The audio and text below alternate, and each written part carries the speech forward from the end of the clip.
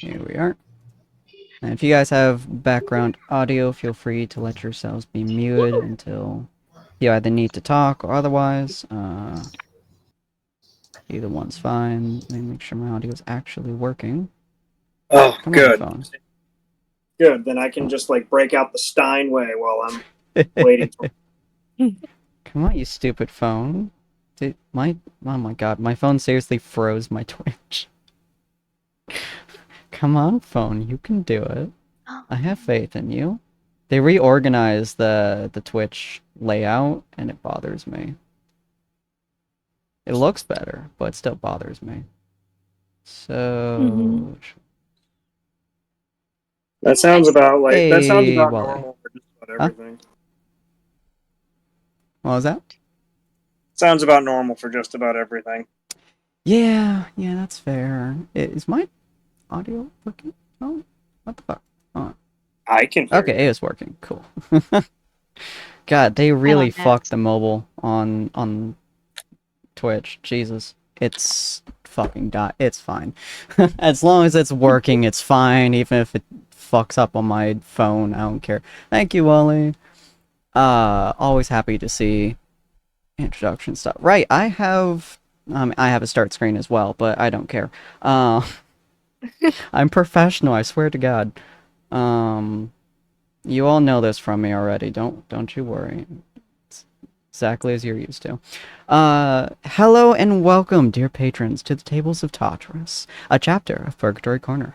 Today, I am your storyteller, Sinspeaks, and today oh my god, and we shall be starting the tale of Tyrant's Wrath. Come on in, take a seat, let your imagination run free. Of course, if you guys just want to hang out and not talk or anything, feel free to do exclamation mark lurk. Just allows you to sit by, take a snack, and enjoy the chaos. So today I'm here with a bunch of old faces and a bunch of new faces. So of course we're here with my sister, who is playing Dakota. And we're here with a bunch of others, but I'll actually let them introduce themselves. Main reason I pick out Dakota is because all of this shit, with the exception of Galmar's icon, was designed by her. Well, designed by me and her, but created by her. So awesome stuff. Feel free to give her the love that she deserves inside the chat below. And yeah, we're going to do some character introductions as well as some player introductions, and then go and tell you guys basically the kind of start of the world that we're in today, and then we'll get to playing. So who's first on my list? If I look at my thing, it is Ania, because I forget this is in alphabetical order. Ah, nice. I'm cursed now. The alphabet. Alphabet is my curse. Alright. Hello, everyone. I am Storyestry, or just Story is fine. This is actually going to be my first D&D game in several years. I am very out of practice. I am actually quite an avid role player, but this will be also the first time ever that I've role played verbally. I usually just do it online over text, so I will take some getting used to, especially with voices, or one voice. So, my character's name is Anya. She is a wood elf druid of the stars. She's actually rather short for an elf. She's at 5'5", and she dresses in very simple clothing that is a bit tattered at the hems from age. The only things notable that she has that aren't really simple is she has her staff, which is a living wood staff, has lots of little flowers all over it, and a crystal that she wears as a necklace. It looks like a glass orb with a lot of little constellations inside. She's really cheerful, really knowledgeable, doesn't share knowledge very freely with the party members as they might like, but she's mainly a healer. Uh, this will be Anya's first official time away from her druid circle, so she's kind of new to the world and still learning and is very easily excitable. There you go. Nice. All right, Cyril. Hi, everyone.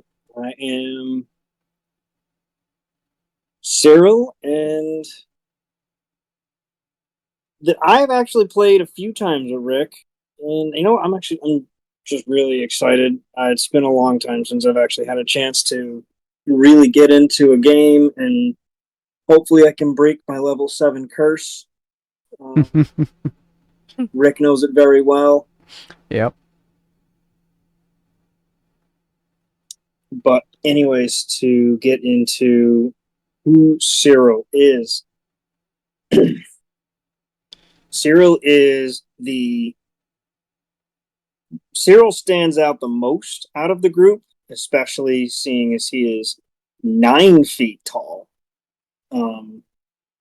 Wears simple, long brown linen robes uh, that go all the way down to practically covering his feet, with a wide, loose-fitting poncho, basically made out of the same material, fit over his shoulders. The robes in the poncho are ripped and tattered with obvious signs of the wear of years and amateurish attempts with repairs and using patches and buckles all over the place. They look okay. They're serviceable. Mostly hidden beneath all of that is this old breastplate that kind of covers his vital areas. It's well cared for considering its age, with some paint used instead of polish to protect it, with some green and brown chevrons, and an insignia of his order, a single sunflower with a ring of briars circling it. The looseness of his clothing makes his limbs difficult to get a full picture of. But the glimpses that everyone's caught over the past like 6 months that the party's been together, his arms, his fingers, his torso, everything seems to be just a little longer than it should, as if somebody took a human body and stretched them out and then it never snapped back into place. Bear skin that you've seen seems kind of the color gray. It's hard to tell if it's from dirt. None of you have ever actually seen him bathe. And no one in the party has seen his face, because his order forbids him removing his helmet in the presence of others. That helmet is a large, simple yet well-made great helm, painted in the same colors as his breastplate, with the chevrons more like stripes going across it. And most noticeably, that sort of everybody knows him by in the outskirts because he's lived there for a very long time, are the wide set of antlers protruding from the sides of the helmet. He carries this large, very odd looking pole arm with a double-sided blade that's much longer than a normal spear would be and noticeably broader. Like, you could technically use it as a shield if you needed to for one of the smaller people in the group. One of the things that's like maybe weird, but everybody's kind of noticed, Cyril's been around for an indiscriminate amount of time. Anytime somebody's asked, he never gives a number. He just finds a way to get around the subject, or just gives a vague vary. But everybody in the outskirts especially has a story, but nobody can actually recall when that story happened. Very nice. Very nice. We're actually going to not do alphabetical at the moment because I realized that you guys are actually listed alphabetically, with the exception of Galmar and Dakota. So we're gonna, Really? yeah, we're going flip, Galmar and Dakota here, and actually do Galmar first because on the screen he's directly next to Cyril, and I like it. I'm Magica. So, Galmar, you'll be next. Well, crud. In advance warning, I do not have as much resources for a presentation as the other two have just sent forward, so I'll in advance apologies. That's Hi, fine. I am Aura. You probably know me from, well, I have been joining in with Sin for his Tuesday streams, as well as I played Oliver in the previous campaign, Shifting Fates. And for this session, or rather this campaign, I will be playing Gilmar Cryonis, the dragon or silver dragonborn fighter, specifically of the Rune Knight archetype. He is good-natured and physically inclined, and seems to think himself a bodyguard with a focus on deflection and blocking as opposed to overcoming threats through whatever might he might have. He seems to have a strong liking for people in general, well, honestly, favoring crowded spaces, even if interacting with most individuals among said groups is, or even if his own interactions with among, for the love of God, as you can tell, my speech skills are gloriously terrible. Mhm. He favors crowded spaces, even though actual interactions with most individuals is a little less common. And outside he works as a smith down in the Haven, though he strangely does not seem to own any tools himself.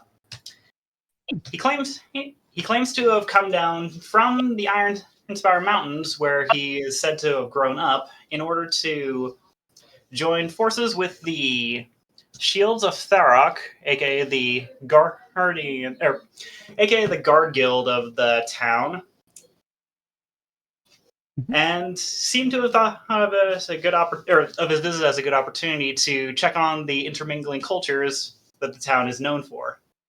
Still, outside of all this, there have been rumors and assumptions that there is something else he's looking for in town, though he doesn't seem all that interested in talking about it. Very nice. All right. Well, Dakota.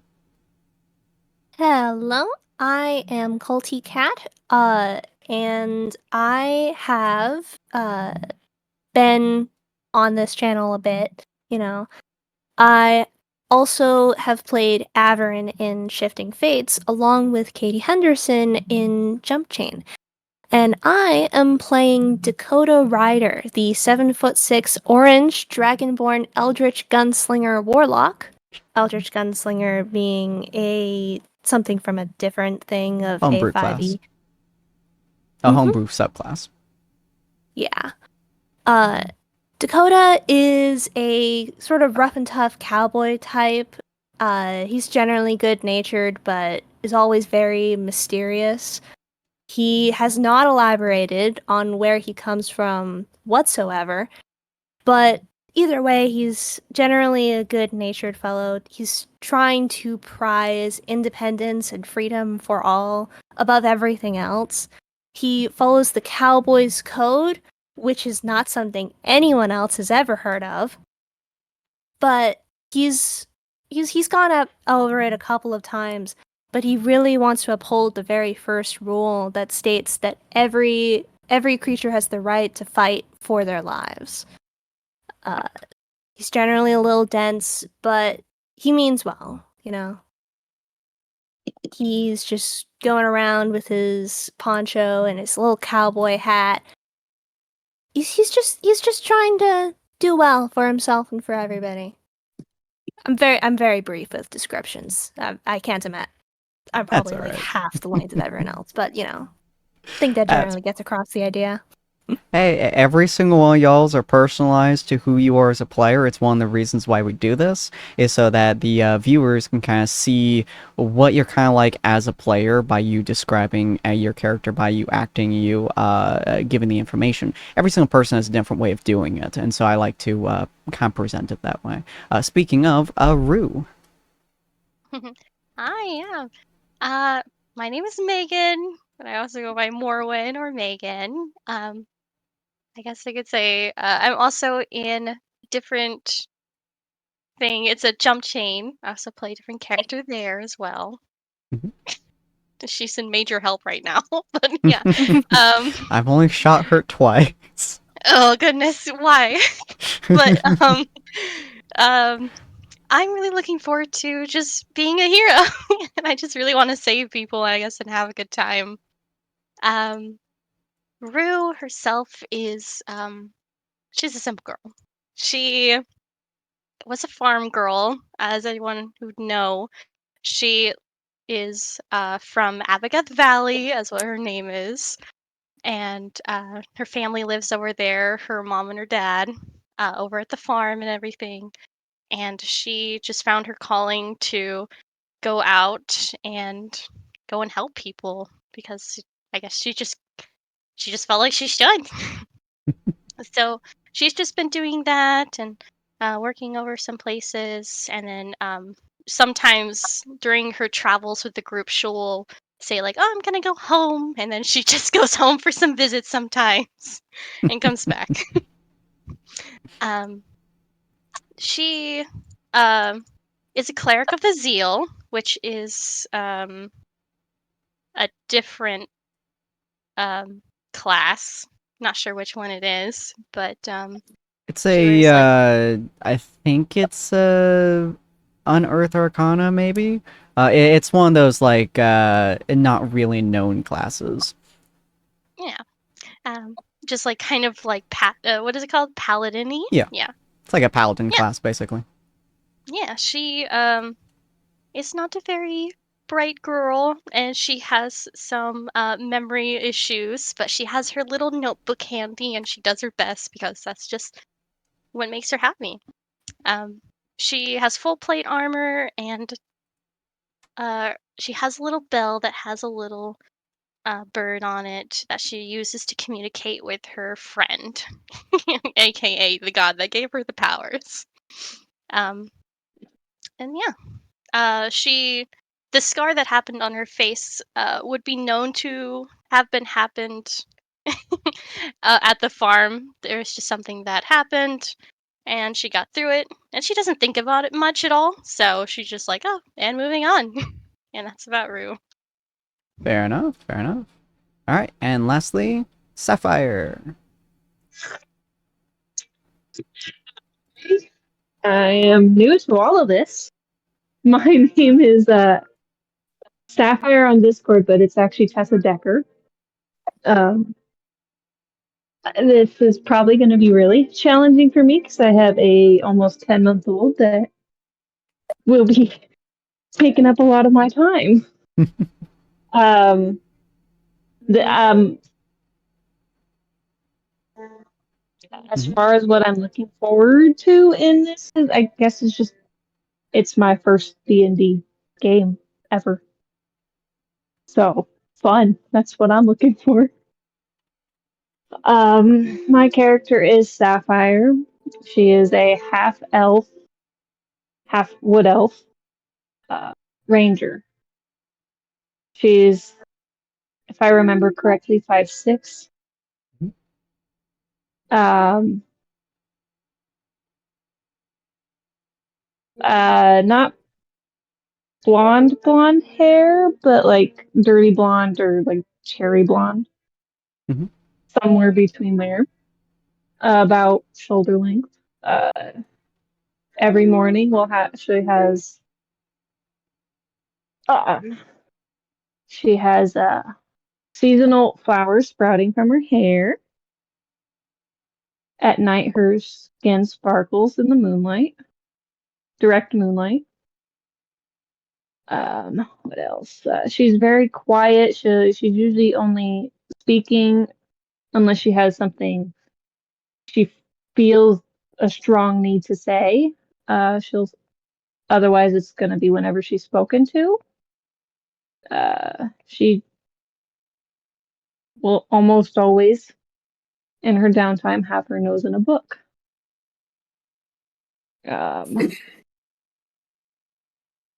She tries to stay on the outskirts to observe everything before jumping in and acting.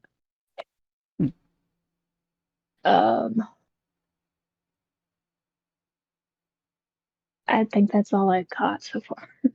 All right, cool, cool. Well, a great hand to all of y'all. Imagine I'm doing a golf clap because I don't think it's gonna. Isn't there a clapping sound? I feel like there's a clap. There is a golf clap sound. There we go. Here, you guys get golf clap. Oh, nice.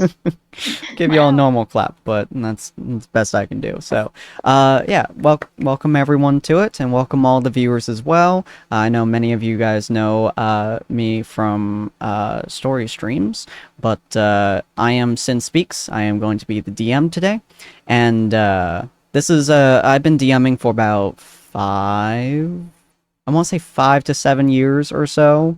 Most of which is on the channel. If you guys look at the old jump chain, don't. The original jump chain was not good, but it's still there for history's sakes. I might change it eventually, but it's on Tables of Tyrant and Vods of Valhalla are the two VODs channels that we have for me to put all of my crap.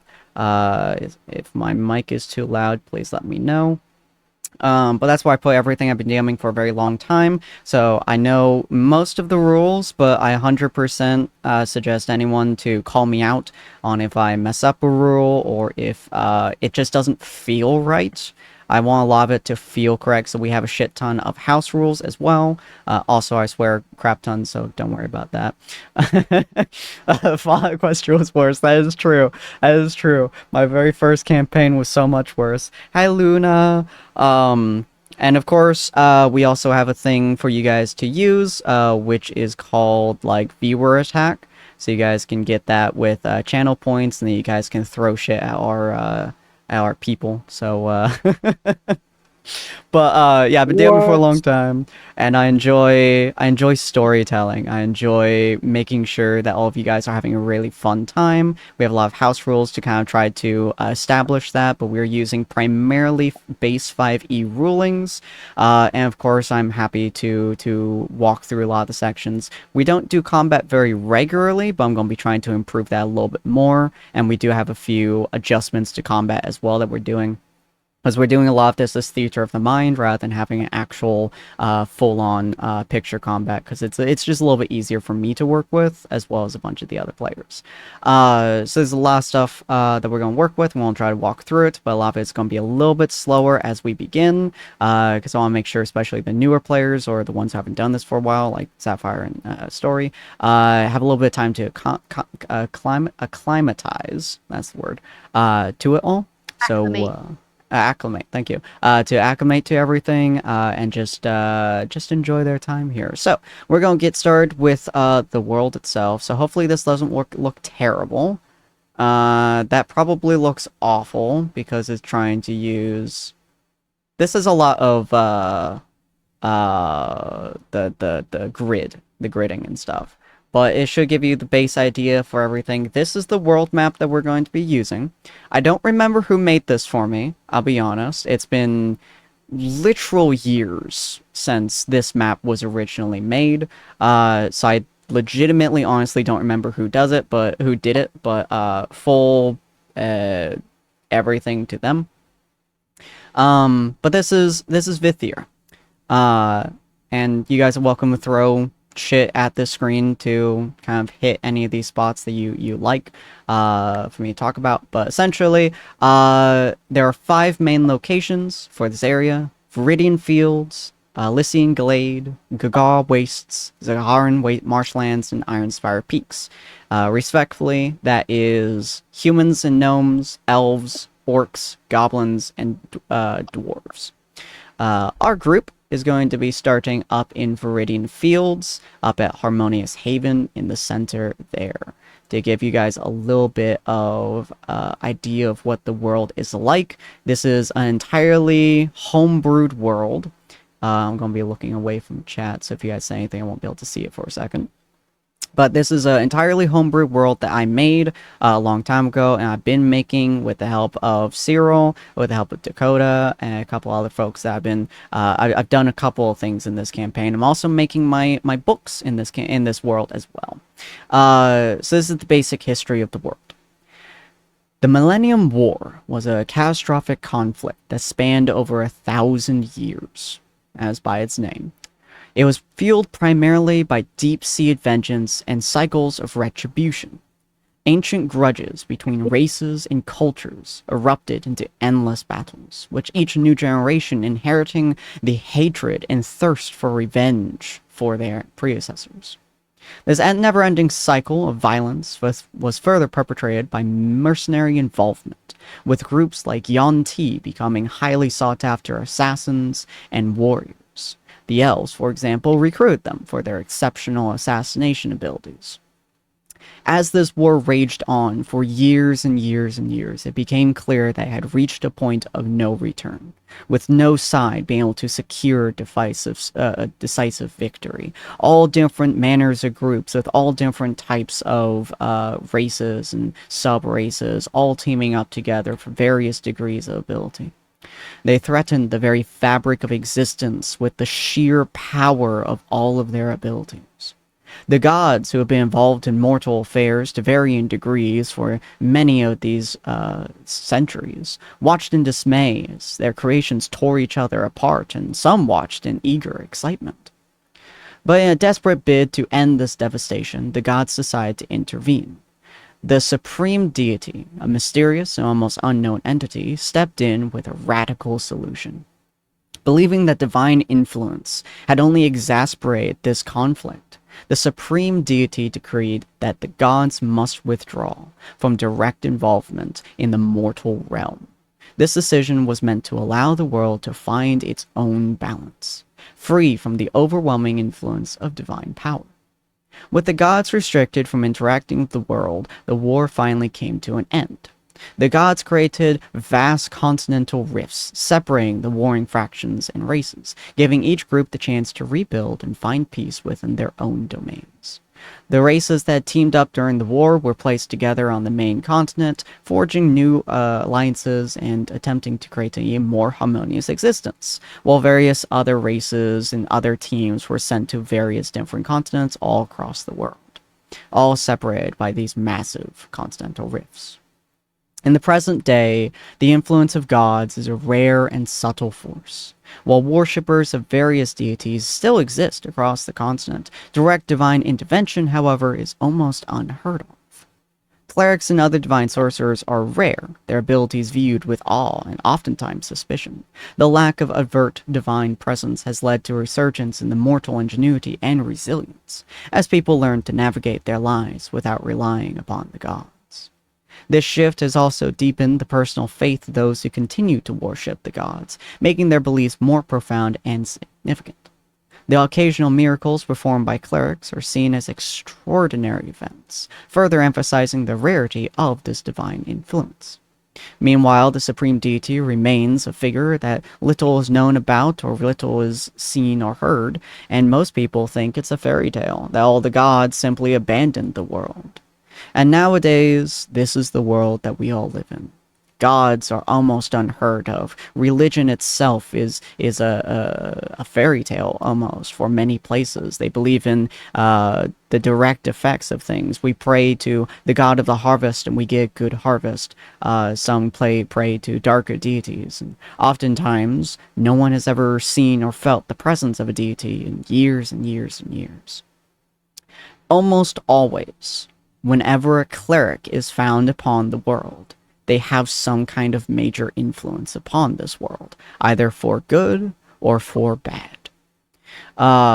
Simply because gods don't exist to most people in this world. As such, as history has gone on, there's been very few clerics, maybe one every other century or every century or so, and they're always markedly known. They are marked down. They are read through history if they are found, and in some cases, this has caused clerics, in many cases, to be ostracized from many places. It has caused them to be feared. Same with Asimars, and same with Tieflings. They're feared for their livelihoods. But many clerics have done an incredible justice to the world, including the founding of the town that the players now view themselves in, called Harmonious Haven. The very first founder of this place, the person who put down the very first brick, was a man who was a life domain cleric. No one knows his name now, it's been lost to time, but this visionary cleric was dedicated to fostering harmony amongst diverse races, and he despised conflict and combat. He devoted his entire life to a place of peace and unity, and that is what Harmonious Haven stands for. It's also a place that represents the connection to the divine as well, and the entire city was designed with that idea in mind. About 200 years after the founding of all these different major cities, there were 3 prominent adventuring guilds that rose to prominence and endured over the last 800 years. They have grown in both popularity and prestige, and established a widespread network of guild halls across the entire continent, from the deepest depths of the marshlands to the highest peaks of the Dwarven mountains. They each have an adventuring presence, typically with a guild hall endorsed by one of these 3 guilds, if not all 3 of them. They serve as vital hubs for local adventurers, offering resources, quests, and a space to form and organize different parties. Either you can give them what is effectively your character sheet, kind of telling who you are, what your abilities are, what your skills are, etc., and they can tie you to people, or you can come in with a group of your own and tie yourself to the people around you. But they all are given a specific guild pass. These guild passes are essentially bound to the person that they are given to. It can only be bound to one person at a time, and when they are off your person, they stop glowing. They essentially have a very light glow to them, and when they're off your person, it gets dull, and that's how people know that if somebody has stolen your guild pass, for example, they know it's not theirs. It also works even through, disguise self, and other ones like that. While adventurers have the option to change their allegiance amongst the 3 separate guilds, such changes are quite rare. Most adventurers remain loyal to their original guild, and this loyalty stems from strong bonds inside the guild and the people you interact with within the guild. Very often, people will have some form of community with these guilds and not want to change off them, so when they have a large group, like the ones that we have right now, each individual person has their own connection to, their own guild pass, but the group itself, the totality of all of you, is also connected to a guild. Usually this is for the purposes of sending you on missions so they know which ones to prioritize for your specific group. These 3 guilds are as follows.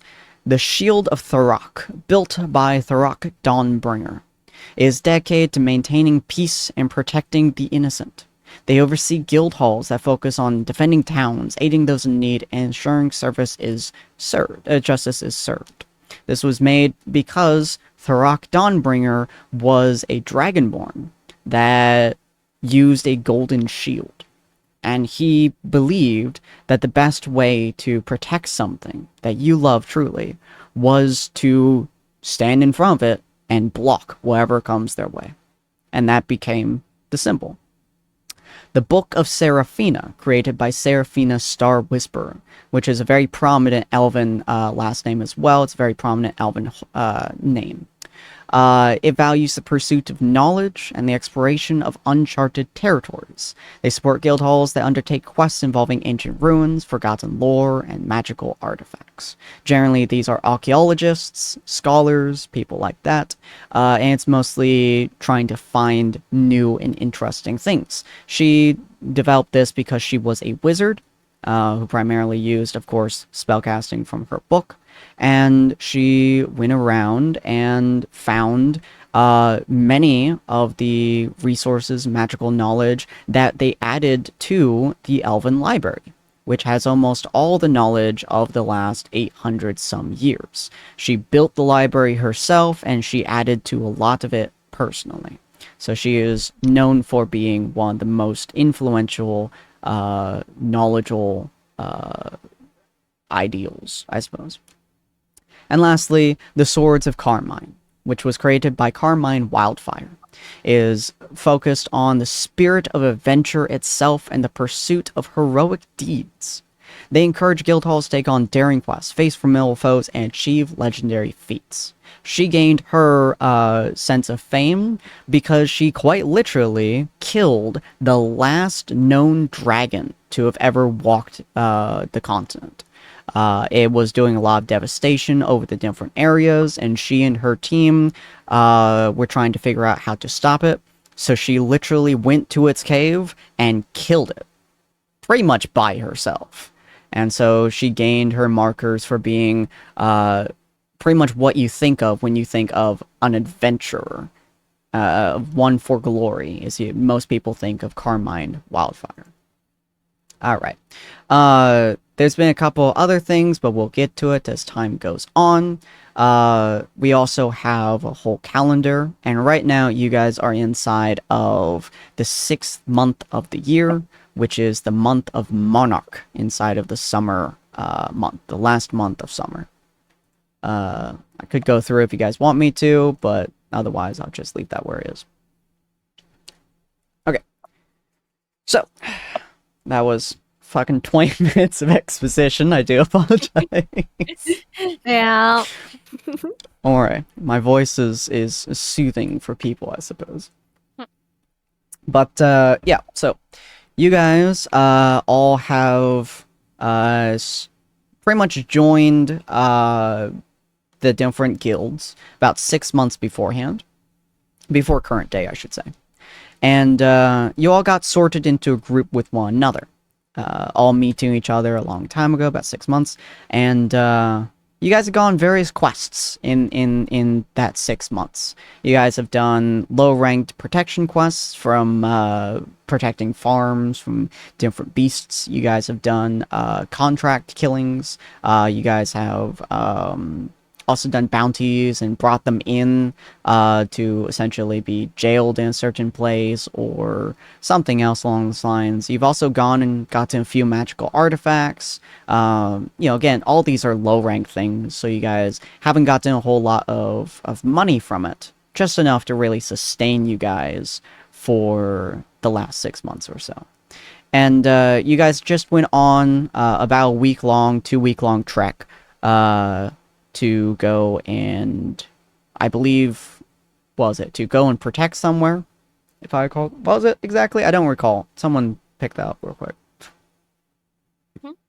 I We don't remember were offhand. But I protecting can... him. We were protecting a city from an orc raid that was incoming. Yeah. Ah, right, thank you. Yeah, you guys went to this nearby town, which was maybe a couple days to a week away.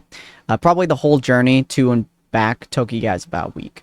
But it was a couple days away. You guys went over there expecting just a very normal, average, everyday event where you guys might fight a couple bandits or whatever have you.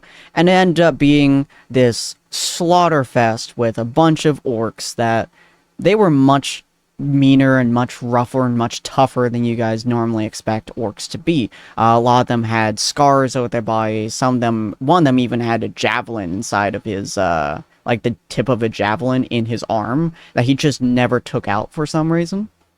It was a very weird experience. But none of you guys speak orc, I believe. If I recall correctly. Feel free to DM me if you guys do. I can't remember if I had somebody speak orc or not. I do not. Okay. No.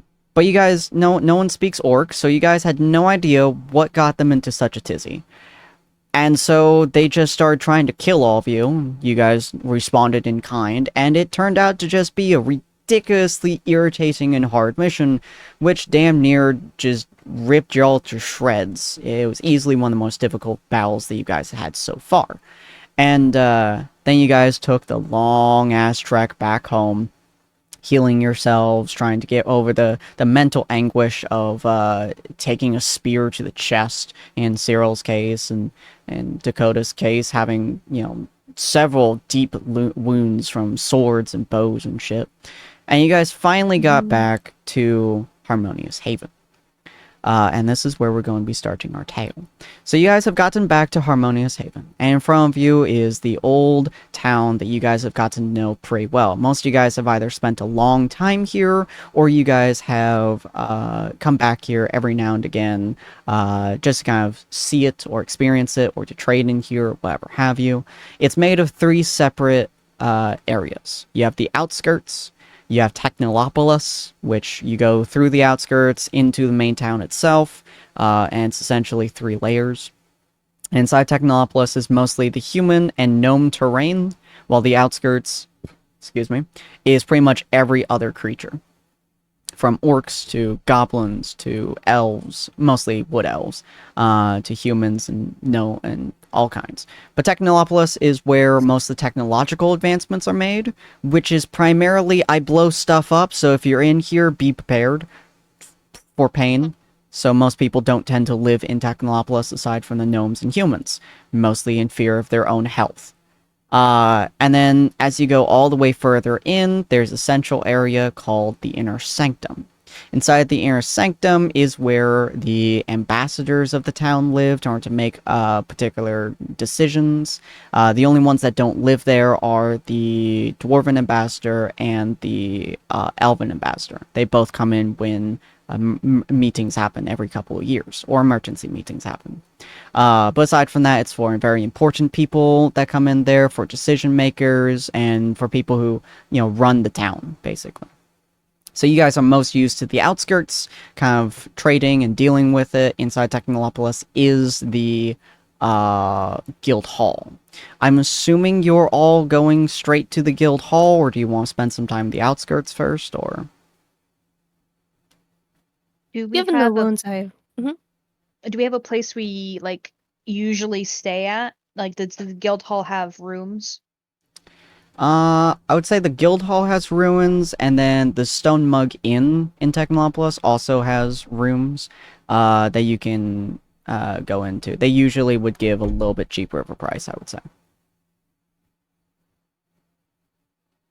All right, what were we gonna say, Rue? Oh, I wasn't saying anything. Yeah, that was me. Oh, my bad. I figure Dakota. I don't know how wounded he still is. What? How wounded are we?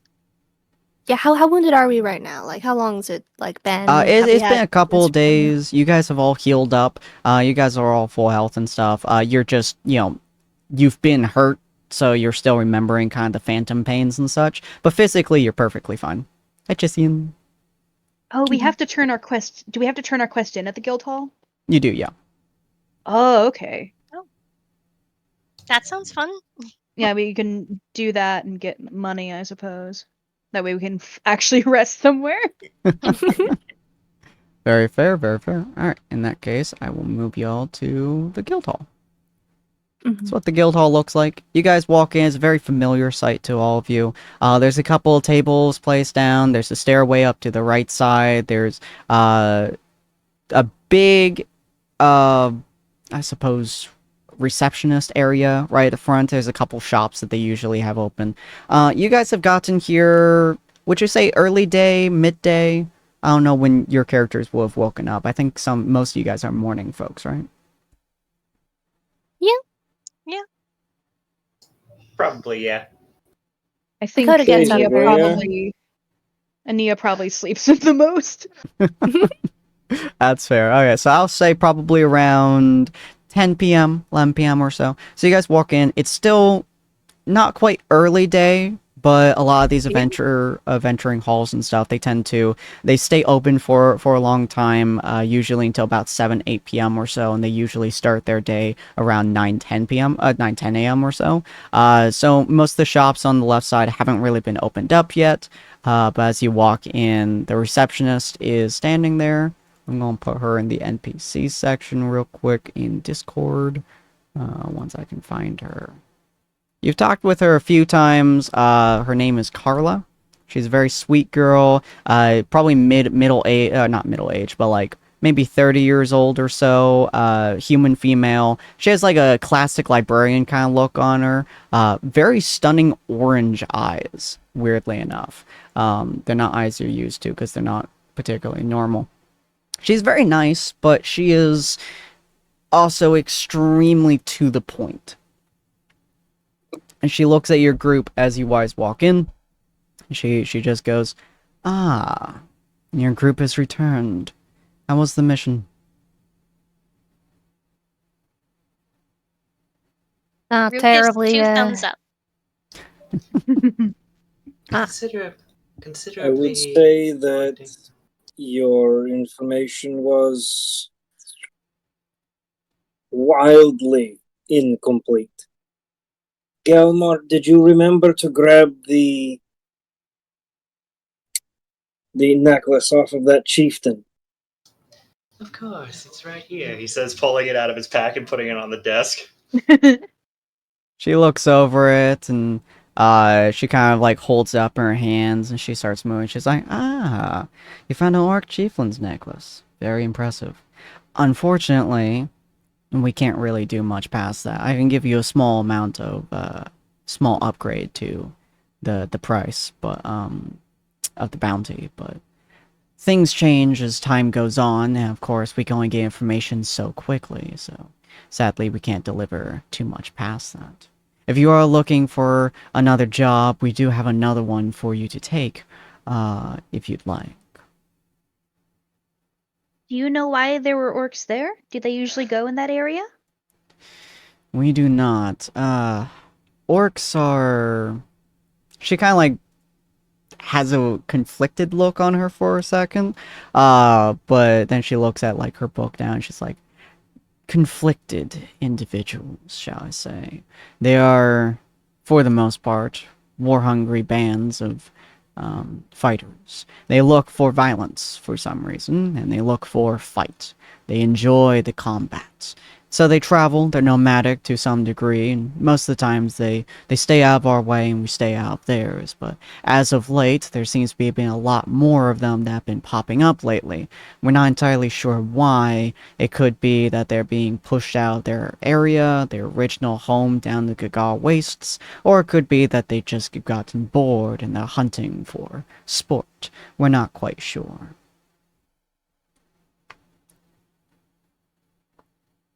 Anya will accept this information and sort of step back, allowing the rest of the group to decide on the quest, if they want to take it now or later. What sort of mission is it?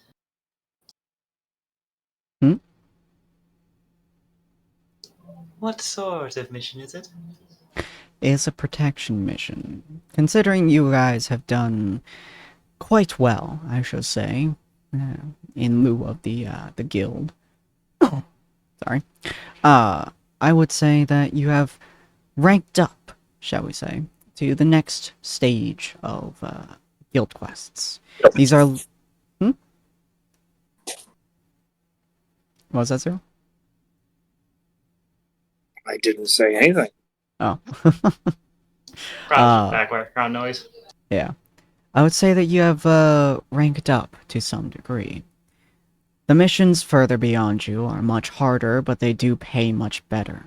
The one that we have in mind, do you all know of a town called Glimmering Meadows? I don't Can believe you I've tell heard us of about it. Do we roll a check?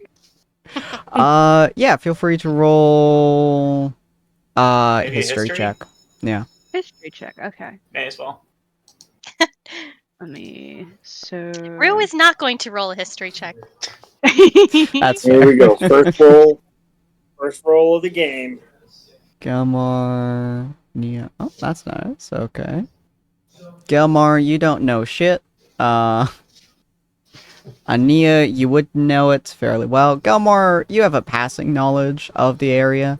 Um, to the best of Ania's knowledge, you've been there once. Is the number one area for cow meat, chicken meat, milk, wheat, and eggs. That give all this stuff to Harmonious Haven, all these supplies. Because Harmonious Haven is not significantly large, they can pretty much work off the one town providing them all these resources. There's a couple other towns that specialize in like instead of grain used for bread, they specialize in ale, and that's where a lot of the bar gets its stuff. But this town is particularly known to be the main resource of Harmonious Haven's food supply. It's usually protected. There's like a sheriff in there, and usually a decent workforce that's put in there. But it's not usually that concerning of an area. Been there? It's the main farmer rancher place, right? Indeed. I'm not surprised that a druid knows it. It is having some rumors of danger as of late. We do not know exactly the threat that they're having posed against them, but considering its vitalness to Harmonious Haven, we have decided to send a team out there, which will be your lot. There is a sheriff over there. He is a dragonborn. He tends to well, he tends to be enough of a deterrent by himself that not many people fight him. But we've heard there might be a bandit group approaching them, or it might be an orc group approaching them, or it might be something else entirely, and we're not entirely sure, as obviously messages don't get sent very quickly to us. We got this information about 2 days ago, so it's about a week's travel, a little bit faster if you take a carriage. But if you'd like to take that mission, even if nothing happens, you'll all be paid around a gold each. Well, ain't that something? For reference, you guys are used to being paid in silver or copper. Mm-hmm. Rue will flip through her journal real fast, looking at the other pages. Like, well, that's a lot more than what we usually get. Indeed. How much did we get paid for this one? You guys would have gotten paid 3 silver for each. 5 silver because she upped it from you guys attacking the orcs. Hey, that's nice of her. Cool. Let me add that. 5 silver each. Cool. All right. Seems it would be a nice opportunity to try the new food drink at the bar then. That sounds fun. Well, I suppose we could take this one and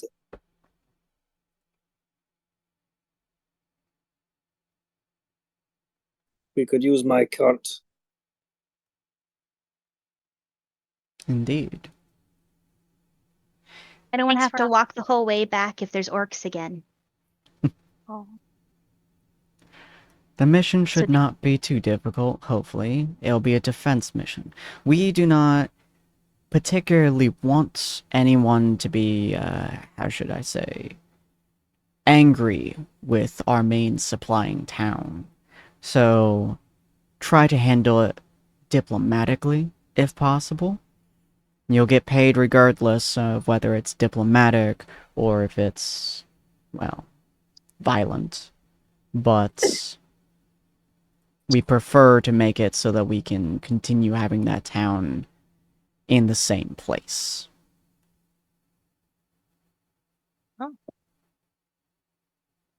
Rue scribbles it down on her notes. I see. We're going to make sure. Alrighty. Anything else we should know? Not that I can think of. If you do find orcs, do let us know. It would be very concerning if we had orcs that close. twice in a row. Oh. Will do. Can we go tomorrow, or should we be going right away?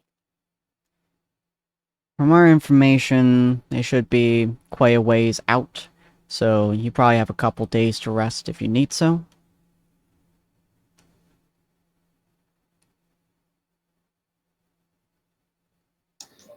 I would not be I opposed to could use. resting in a bed tonight. Mm-hmm. You're a bit quiet, Gilmore. Just so you were. I would not be opposed to resting in a bed tonight. Mm-hmm. Indeed. You still have much of the day left to you today, and if you take tomorrow as well, you can make your way early morning the next day. You should get there easily, especially with a cart.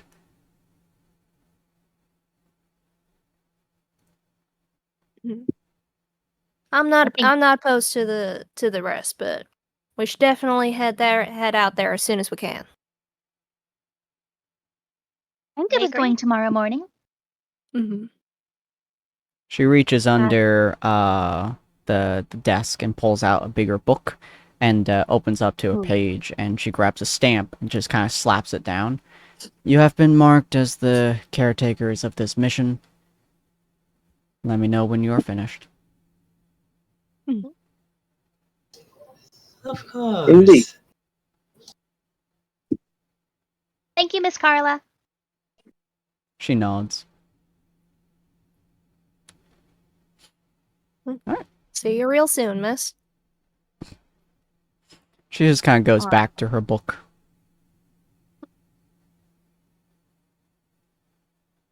Do we have? What, Do we sorry? have like a group leader? Is there anyone like the group naturally follows, perhaps? I want to say that would probably be Cyril. Mm-hmm. But that's Yeah, just because Anya he's would- so big. Yeah. Anya would default to Cyril probably. Does he want to step up? It's a good question. I believe it would be a good idea for us to go and get a nice drink. Hooray! That sounds Very good. well. Lead the way, I my could friend. certainly, and he just like he stretches and sort of does that whole like old man. The back is stiff from all the bullshit we just put up with. I could certainly use a little bit of relaxation that is not propped up against the bark of a tree. Mm-hmm. Is anyone low from To the stone mug, then. supplies? Hmm? Oh, we can talk about it at the tavern. Oh, yeah. You guys could go to the tavern if you like. Yeah. To the tavern. And now I have to remember which fucking map I had. I swear to God, I had a tavern map. I did have a tavern map. I just didn't fucking put it in. Of course I didn't. Why would I?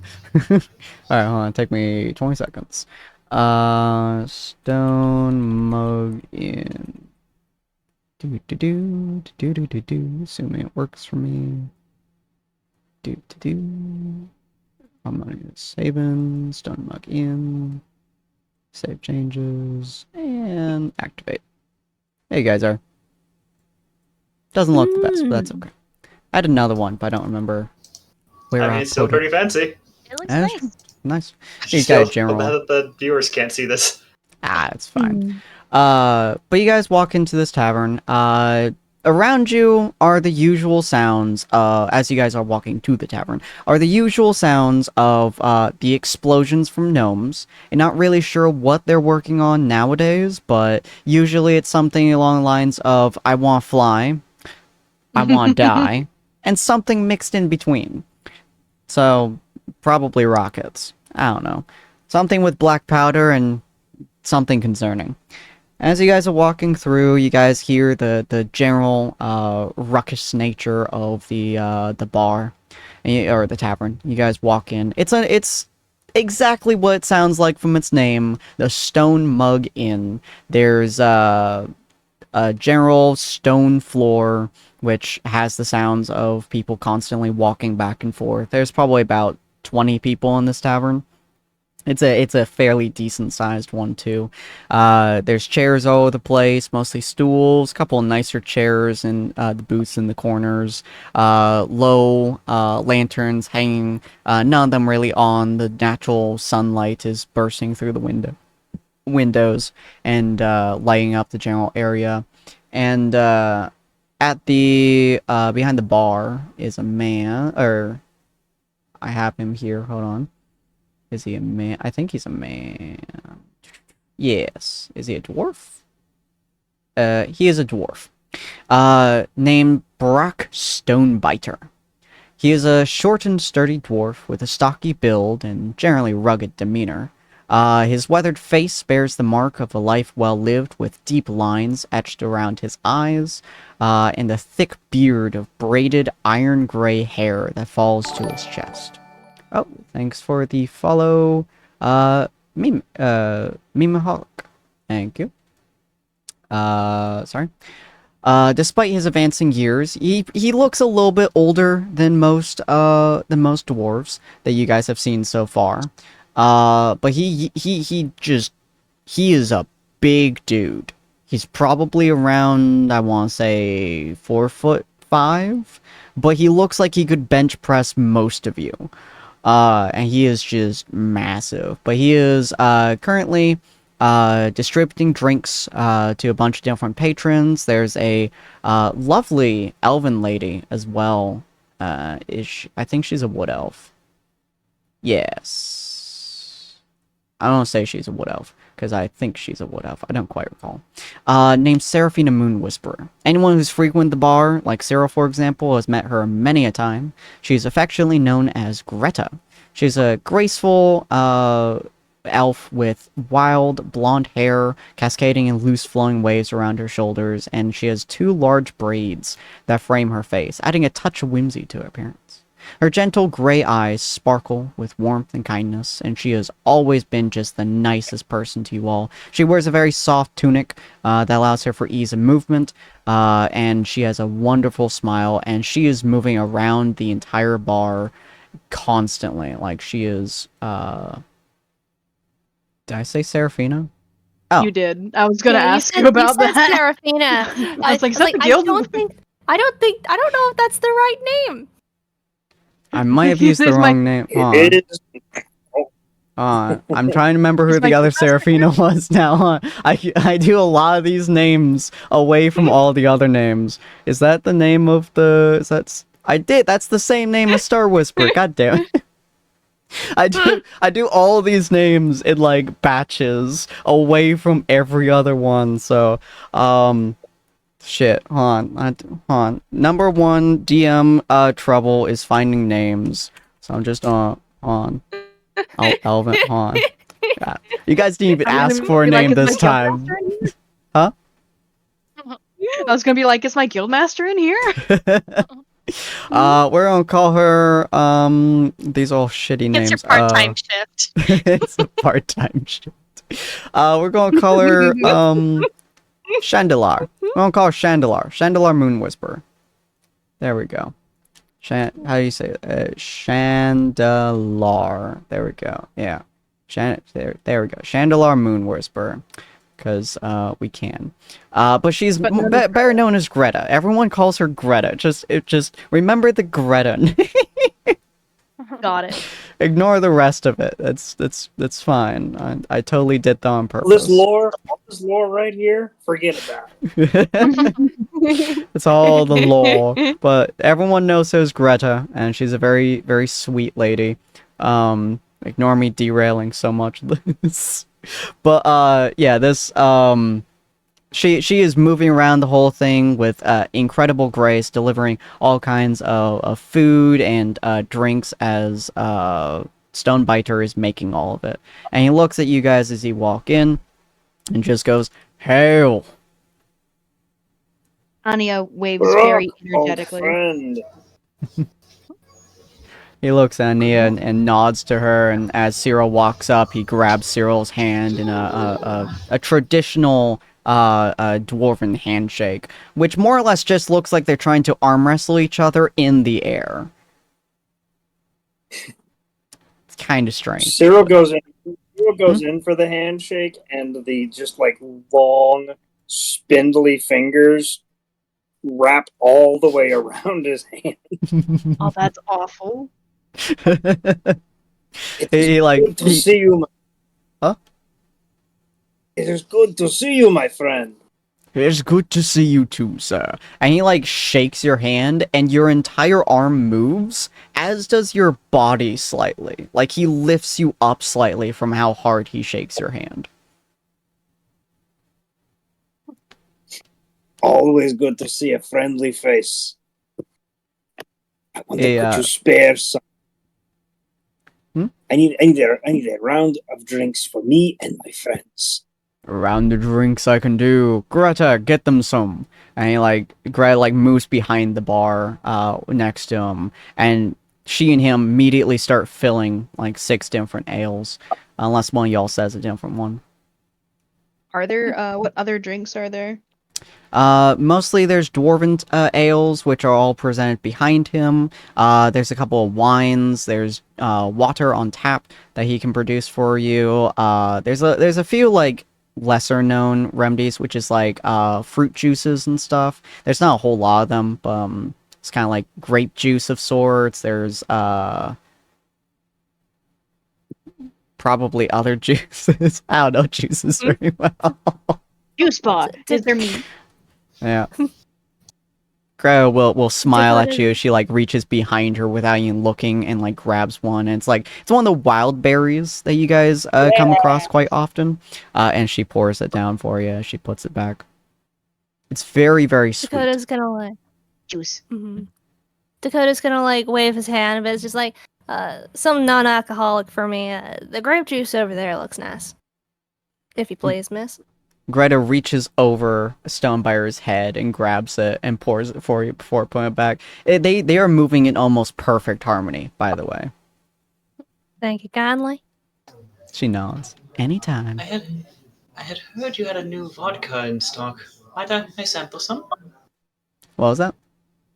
I had heard you had a new vodka in stock. Might I sample some? Indeed. Or sorry, his voice. Indeed. He like reaches like under like the lower shelves and pulls out what looks to be a relatively new bottle, and he like pours it for you. He's like, it's kind of some of the strong stuff, but it's some good shit. As he puts it back. Oh my. Exciting, he said. As tossing the quick what's the word I'm looking for? Tossing in the quick payment in for the drink before taking a quick sip. Mm-hmm. He'll take it and kind of pocket it. And carry him home again, aren't we? We're going to be carrying him to bed again, I believe. I don't think I can lift him. Above game, he is over 300 pounds. Jesus. All right, I'll get the arms. Rue can get the legs. Oh, And I'll get the moral support, more like, probably. Ah, Oh, yes, come. mortals. Oh, come now. I've only had a quick sip. You don't seriously expect that's going to have that much of an effect, do you? It always starts with a quick sip, don't it? Point See, taken, he just even the says, taking young- another one. Greta's gonna like There- lean forward towards Rue and Sapphire and go, what can I do for you two? Rue will pick up. Oh, sorry. Do you have a little desserts that I could have? Desserts? Mm-hmm. Stonebite, do we normally make desserts? And he just kind of looks at her. It's just a look of like, you've asked me this question for the last 20 years, go make it yourself kind of a look. And she laughs or she nods and she goes, I can make you any kind of dessert you'd like. Oh, anything with a nice sweet scent. Does anyone else want some dessert? For dessert, you have something with more berries? We can make all kinds of confectionaries. We have a lot of sugar in the back from a lot of our trades. So I can make you things with berries or some even like a pie with meat. Whatever you make for Rue. Oh, a We can little bit share. of everything, please. Oh, that's a lot. Oh, it's okay. I will. No worries. And then Sapphire would like... Let me look at that real quick. Stew and some bread, so she'll nod. And she'll go back into the back, start making all that stuff, bring out the stew and bread first, obviously. And Stonebiter, who I believe his name was Brack just kind of looks at you guys and he goes, so, how's your journey? Oh, how the fuck did I do his voice? Hold on. Is that his voice? No. That was way too high. Fuck. This is the hard part about being ADHD, but loving voices. So, no, that's wrong. I don't know. Fuck it. I'm just gonna go with low, deep voice. So how's this journey been for you guys? We went on a quest, and it was supposed to be a normal protection quest, and there was going to be bandits, but then there ended up being orcs, and a lot of orcs. Too many orcs. Surprised you've all made it out safe and sound. Looks quite skilled in combat as well. I have a few more scars than I would have expected. Let me guess, Cyril. You took him by the head and you said, not today, bitch.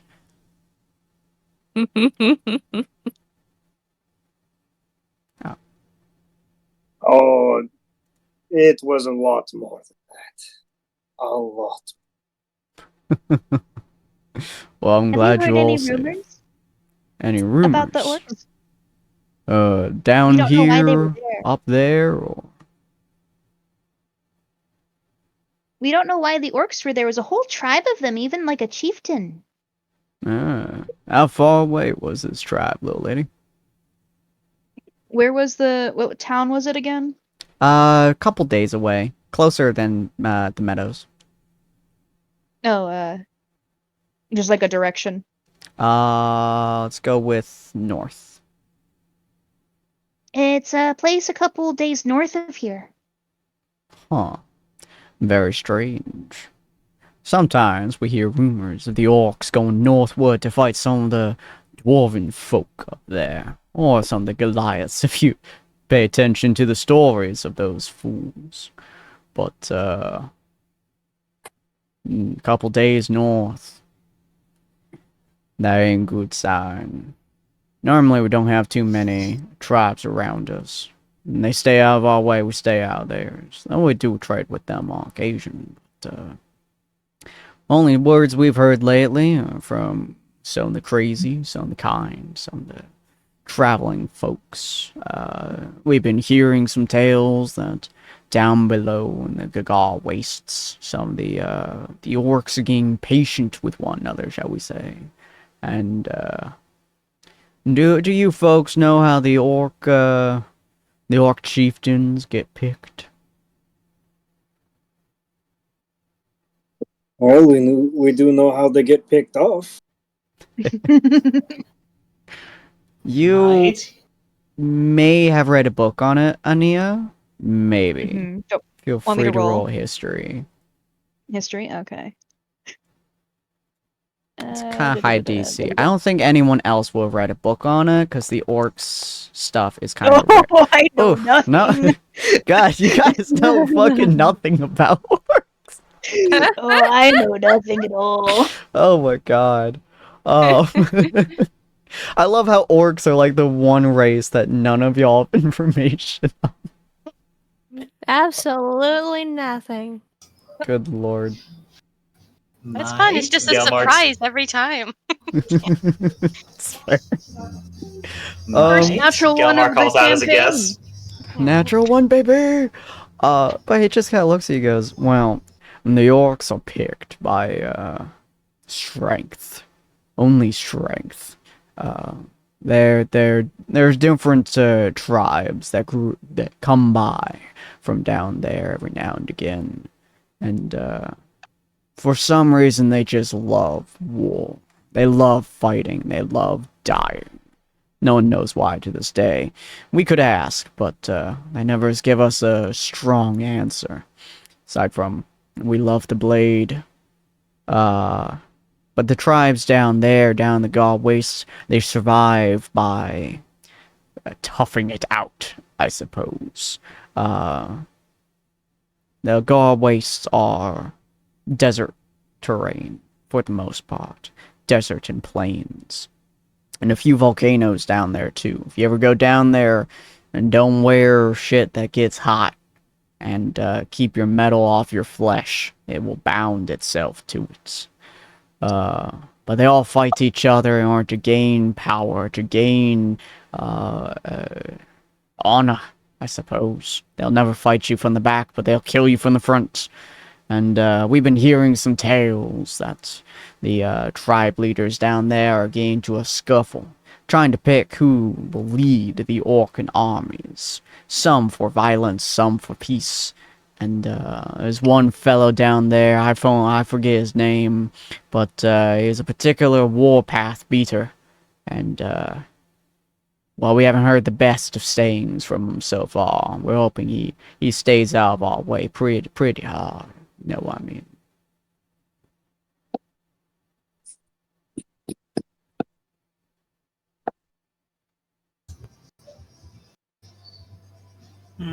Sounds like things were getting crazy. Tis a shame the blazing heat. I would have almost wanted to to go down there myself and take a look, he says, finishing his drink. It's a hot place indeed. Temperatures get around 90 to 100 on a daily basis. Sometimes up to 110. You can go next to a volcano and you'll be boiling. You're wishing for some water. He pours Gelmore another drink. Tomorrow we're going over to Glimmering Meadows. Ah, that place is pretty nice. We get most of our ale from over there. Some of our beer too. Or not beer. Bread. Some of our bread too. They specialize in bread, but we don't need that much. Usually that's for the bakery down the street. Didn't that one explode not too long ago? Yeah. She was looking at her notes. Trust me, Glimmer, or is it Glimmer? No, yeah, it is Glimmer. Glimmer over there, well, she likes to tinker with things she really shouldn't. She has her own shop. He kind of points out the window to a particularly large building that just has a massive sign on it that says, I believe Glimmer something. Hold on. I swear I have all this stuff down pat. Glamorous gear. Glimmer's Gammer's gear. Thank you. Glim's Gadgets. That's what it is. It's a big-ass sign that just says Glim's Gadgets. You can also see from the places that you all are sitting that there are several broken windows, and every now and again, black smoke just kind of funnels through it. Yeah. Despite what it looks like, I've bought several wonderful toys. She's a very sweet girl. She just doesn't know when to stop experimenting. I'll take it from the looks there that she did quite a fair bit of good work in the past few days, no? Yeah. Bread shop hasn't recovered yet. On plus side, we do have the medic area in town, so no one's dead yet. The bread shop never looks good with her work. No offense. None taken.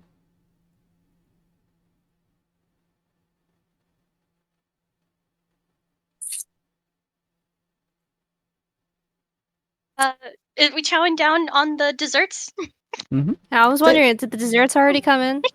It takes a couple more minutes, but Gray eventually comes out with a very nice platter of different desserts and a stew bowl with some desserts. bread on it. And she places all down. There's like 7 or 8 different types of desserts on there. Oh my god. That's the best. Oh, That's thank you so adorable. much. Thank you. She nods with a smile. Always happy to help, dears.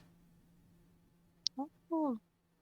Rue will definitely start separating, taking her own pick with a little hum, and starts cutting away some pieces. She takes out her little bell and will ring it, and just gently, and some of the pieces of the food. I don't know how I want to do the offerings and everything. How do you think the offerings will happen?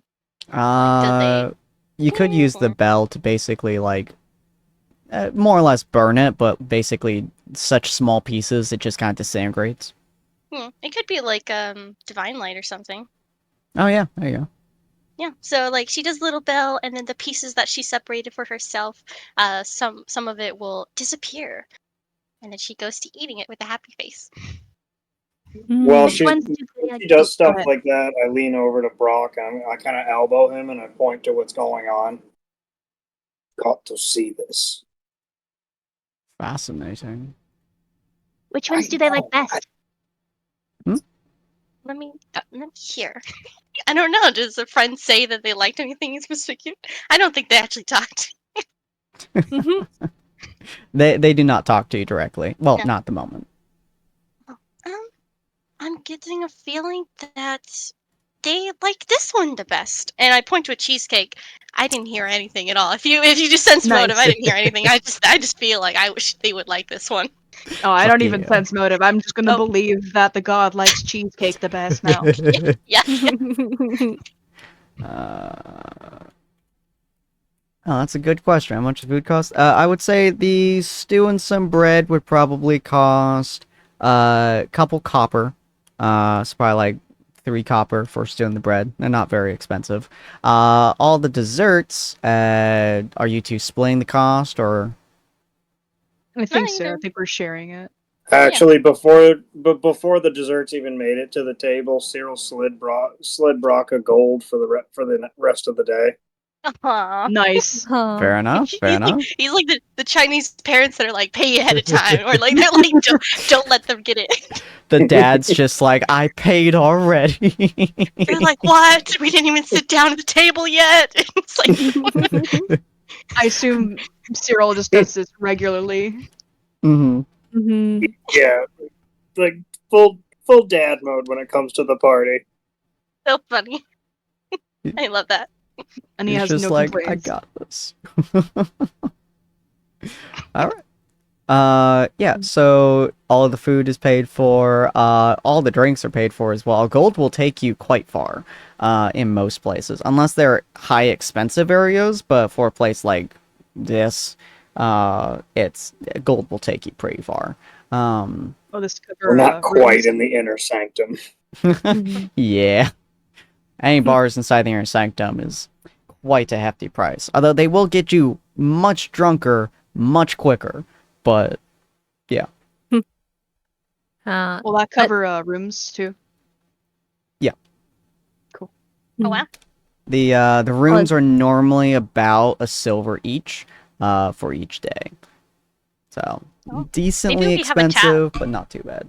Maybe we have a tab where we could just keep using it. I'll be like, oh, Here's my tab, bitches. The party tab. hell yeah. Yeah, he's going to kind of lean on the table. There's a bunch of other adventurers around, so he kind of like leans a little bit closer. And he's like, "So, in terms of rumors you were questioning about, there is one that's been circling around a little bit, mostly for all of your adventuring folks. Has been going down the river lately, down the down low. I'm sure that soon, you guys will get from your adventuring guilds or wherever they are, have you. But we've been hearing tales that someone's been looking for someone in the Star Shadow Kingdom. I'm sure you guys have all heard of that place down what's that? Never eats ever. Down west. Oh. Mhm. Someone is looking for someone. Indeed.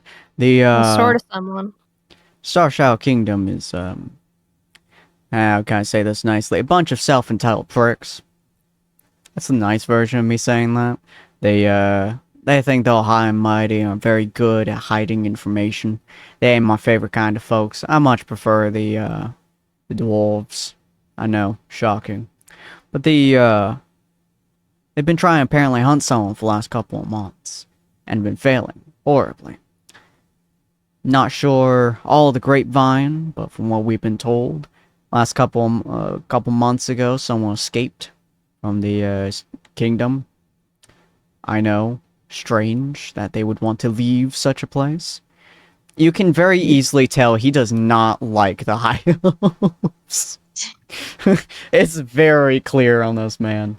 But it seems to be more because they're secretive more than anything else. But he continues with but a couple months ago, apparently someone or not a couple months. He kind of like looks confused for a second as he's kind of like looking around. He's like, how long ago was it? Ugh, hate time. You also all know that dwarves live about 400 years, 300 to 400 years, so a couple months to him might be a couple years. Anyways, he continues with, regardless, they lost somebody. They killed a couple folks inside of the couple of guards, and they fled. They're using a strange, weird mechanic, and we don't know much about.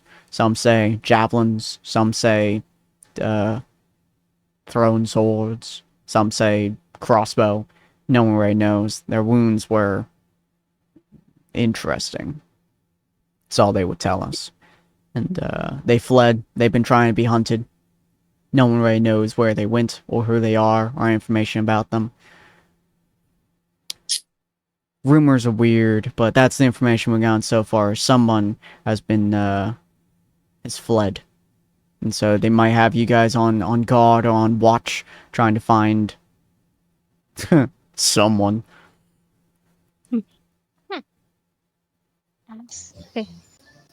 What That kind sort of mission would be pretty hard considering they don't know what they look Yeah. like, so. It's very Yeah. funny. What's Well, that, if sir? we ever go to the Starshop Kingdom, we'll have to make sure that we remember that they are not nice people. When he was talking, I underlined like their personalities of the elves that he said. I love the idea that Rue has like probably gone there several times, but she just keeps rewriting it over and over again. What do we know about Star Shadow Kingdom? You guys would know, generally speaking, Star Shadow Kingdom is where the main populace of adventurers tend to be, but specifically only in about a tenth of the kingdom itself. The rest of it is exclusively high elves. They refuse to let anyone else pass a certain point, and even the adventurer section is still on kind of iffy regards. And then inside of the main location of the Star Shadow Kingdom is the Eclipse Tower and the Star Shadow Library. Star Shadow Library is where pretty much all of the information that has been collected over the past 800 years by the Wandering Tabaxi and Kenkus have been stored. Kenkus have a method where if it's an original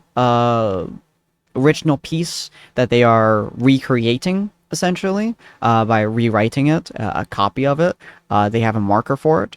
And if it's new information that they are verbatim writing down, which is usually very dry, they have a different marker for it. And then anything that doesn't have those two markers are usually known as either written as fiction, written by an independent author, or are some material from before, from the 200-year gap between when the Millennium War ended and when the Kenku started creating stuff. And so there are not a whole lot of books without one of those two marks. But the Star Shadow Library is where almost all the knowledge of the last 800 years is held. It is directly next to the Eclipse Tower, which is where most of the military, well, most of the Elven military is, where most of the Elven high rankers are, as well as the council that rules over the tower, or the Star Shadow Kingdom itself, who makes most of the decisions. Beyond that, you guys pretty much exclusively know that it is just a place adventurers go to get very reliable information. And there's also a gambling place there that some people use. Most people have given rumors that if you are looking for something, it will give it to you. If you aren't looking for something, it'll probably still give it to you. Yeah. While this is going on, there's gonna be a moment where like, because Rue has the desserts and Dakota's gonna like discreetly like tap like a strawberry, like silently asking for it. Oh yeah, she'll slide the plate there. She's stuff in her face. He like nods with his hat like over his eyes and just like eats the strawberry.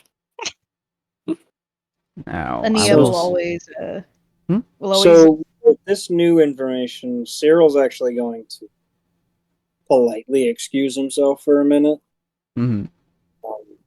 and step outside of the stone mug.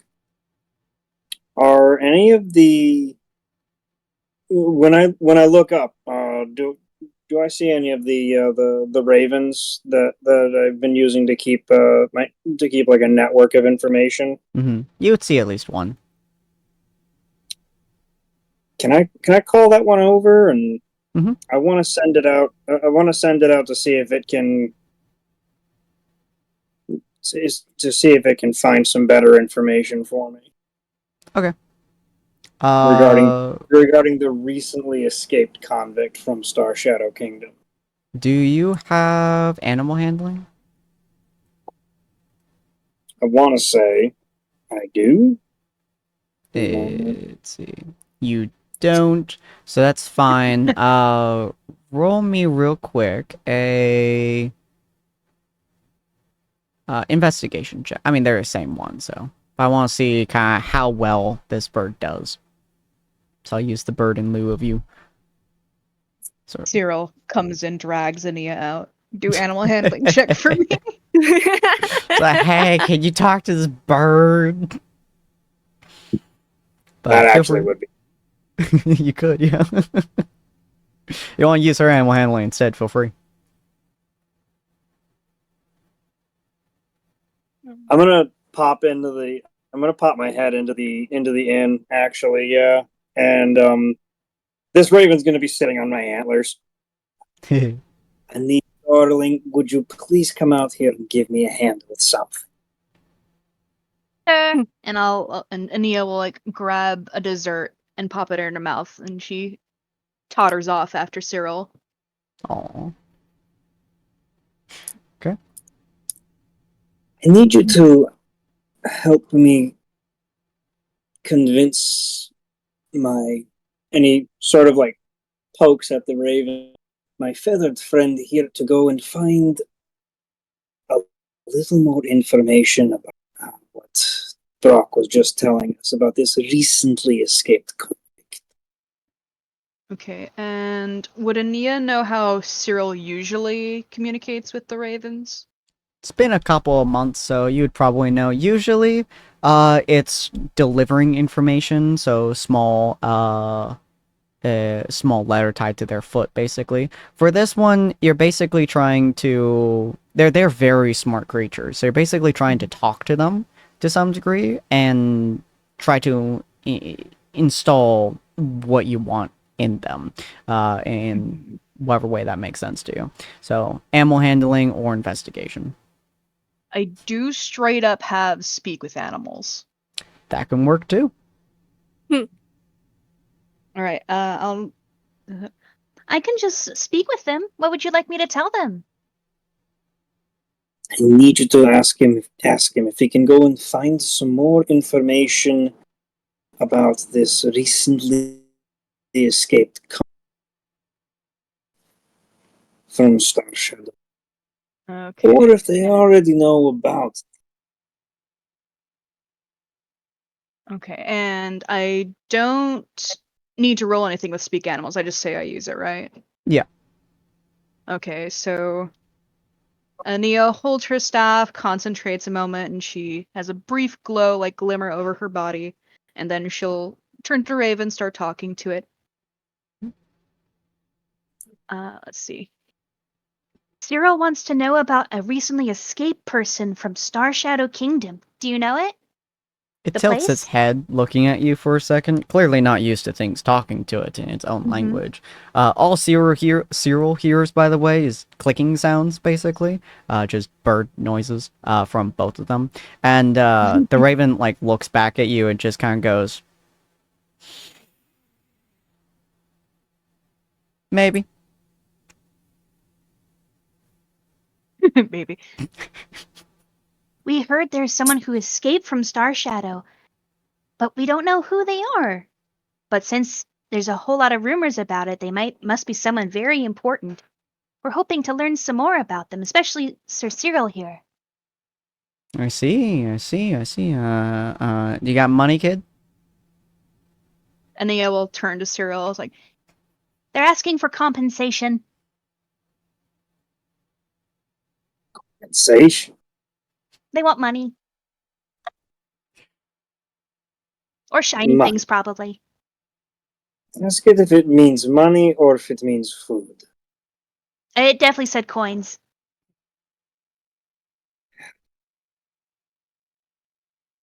Fishes around in his pocket and holds up a silver. Oh, yeah, there's my money. And he, like, grabs it. He just kind of, like, tucks it under his wing. He's like, all right, kiddo, you got yourself a deal. I know some things about the Shallstar Kingdom. Not many people do, because I'm Fancy Joe. That sounds weird now that I say it out loud. I haven't said it out loud to another creature for a long time.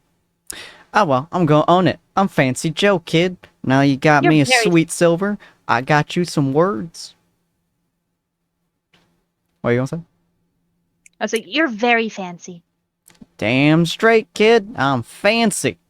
And he kind of looks at Cyril for a second, looks back at you, and just goes, and that's why I'm on top of this thing's head. Because he's fancy too. Probably. Anyways, if you want some information about an escaped convict, actually, I got very little on that, but I do know someone who ran away. We know that they were a high elf. Yeah, they ran away. And, well, they've been kind of hunting him for. Or her. Him. Her. What gender do you creatures use? We use him, her, and some people don't use either of them. Ah. Ah, right, you weird creatures have, something there. But, yeah, kid. They ran. And they were fancy. Everyone's fancy. I like fancy kids. You're fancy too, kid. Q, do you know where they were running to? Did they leave the kingdom? They, he kind of, like, looks down for a second, looks at his money, and looks back at you. I'll go back to Cyril and I'll be like, Fancy Joe says to know where they're running, they're gonna need more money.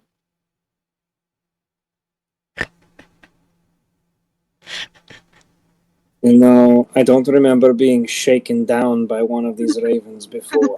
I feel like we're being had. Fancy Joe also said you're very fancy. I'm a little old for flattery from a bird. But seeing as this is apparently important, I suppose I can part with a little more. And I at this time I fish around. I hold up a copper,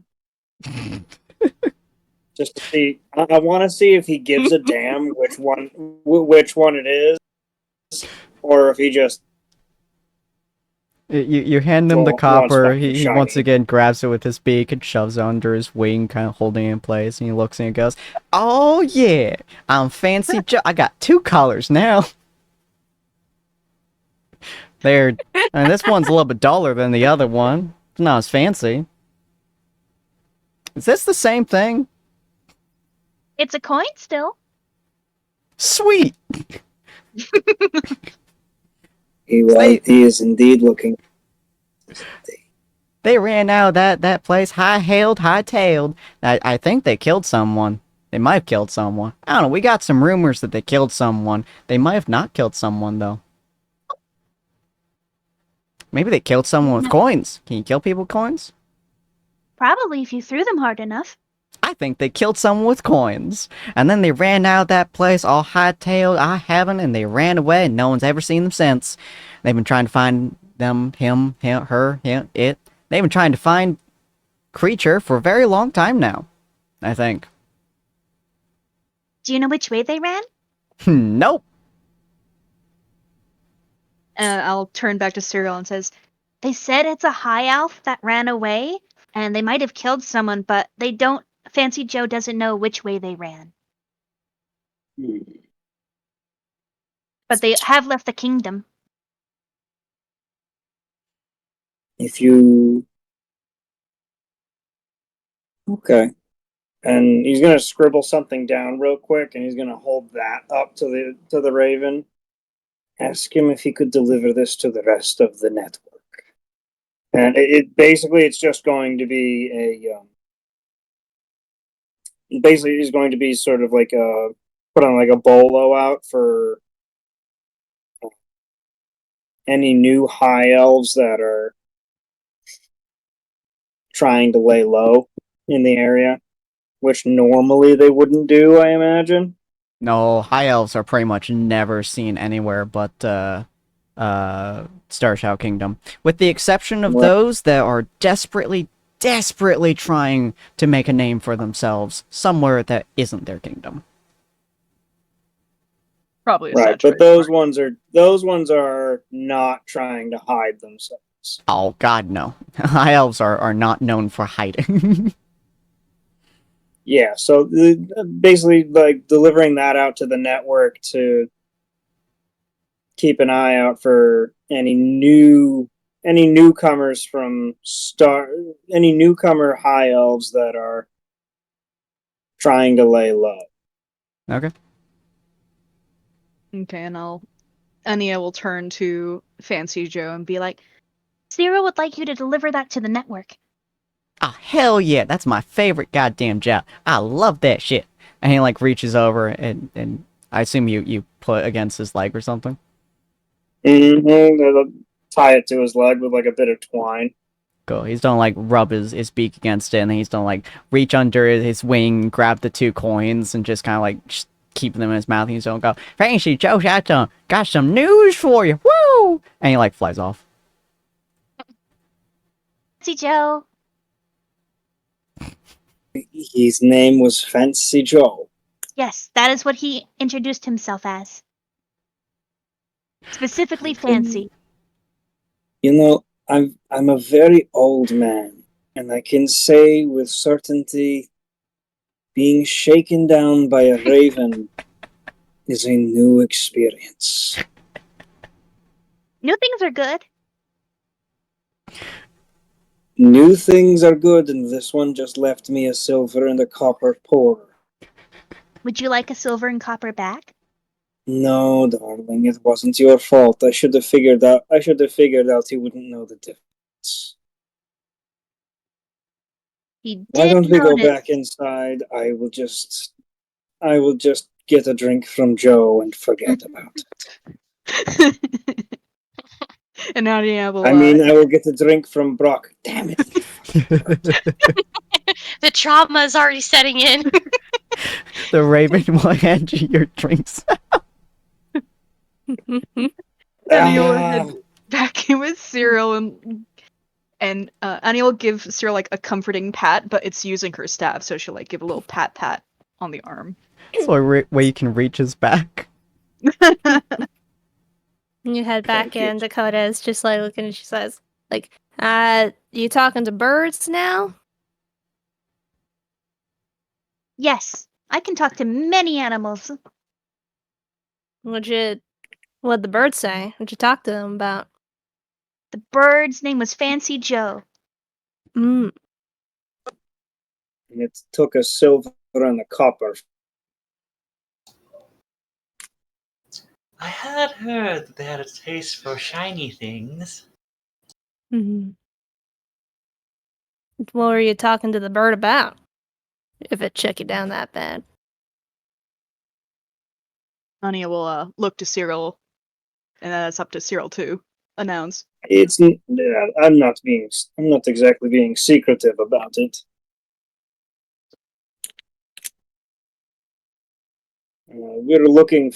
I wanted the bird to deliver a message to a little network I have set up throughout the city. Mm-hmm. Trying to keep an eye out for newcomers, specifically from the kingdom. Ah, I see. Ania will go over to Dakota and sort of lean down to whisper, and she'll be like, Apparently, it's a high elf. Is it now? and Ania will go back to her seat. The High Elf's trying to... If the High Elf was the one to escape from the Star Shadow Kingdom, laying low this long, I can't imagine they would want to be found, eh? That's the benefit of having so many eyes in so many places. I don't think I'll ever understand them. Most of them would rather be the top of everything, and then we find a few that don't want to be noticed at all. High I'm never Elves going to are understand these folk. quiet. Everyone's different, even those among the same race. I suppose. Dakota just looks down quietly, sips upon grape juice. Seems to have slight difficulty sipping on grape juice for whatever reason. Looks like the jaw. You care for a straw? I think I have another one around here. That yeah, I forgot. might actually be pretty useful, thank you, sir. He reaches into the poncho and he pulls out one of those charred, hollowed out reeds that you see him drink from all the time. Mm-hmm. And he just sort of like plops it in the drink. There you go. Thank you kindly. Yeah. We got a mission to focus on anyways. Might turn out a little difficult looking for some random high elf laying low. That's true. That's Mhm. true. Always good to get a head start. Mm-hmm. Cool. So the night it just kind of passes as you guys are talking amongst one another. Probably, daily stuff that you guys have gotten used to over the last couple months. Talking about Fancy Joe and his copper and silver fixation. He probably honestly would have taken gold from you if you gave him one. But at the other random things, the pastries are absolutely immaculate, as well as the stew and various other foods and drinks you guys get. Essentially, he just keeps giving you guys drinks as you guys request them. Some of them are a lot cheaper and easier to get than the others. Grape juice and wild berry juice, for example, are pretty much a dime a dozen. They're like straight up just a copper. They're not expensive in the slightest. Some more alcoholic stuff is a little bit more expensive, but for the most part, all of your stuff is done by the end of the night. Then the day kind of rises. You guys go to bed. Is there anything you guys want to do before you guys go to bed?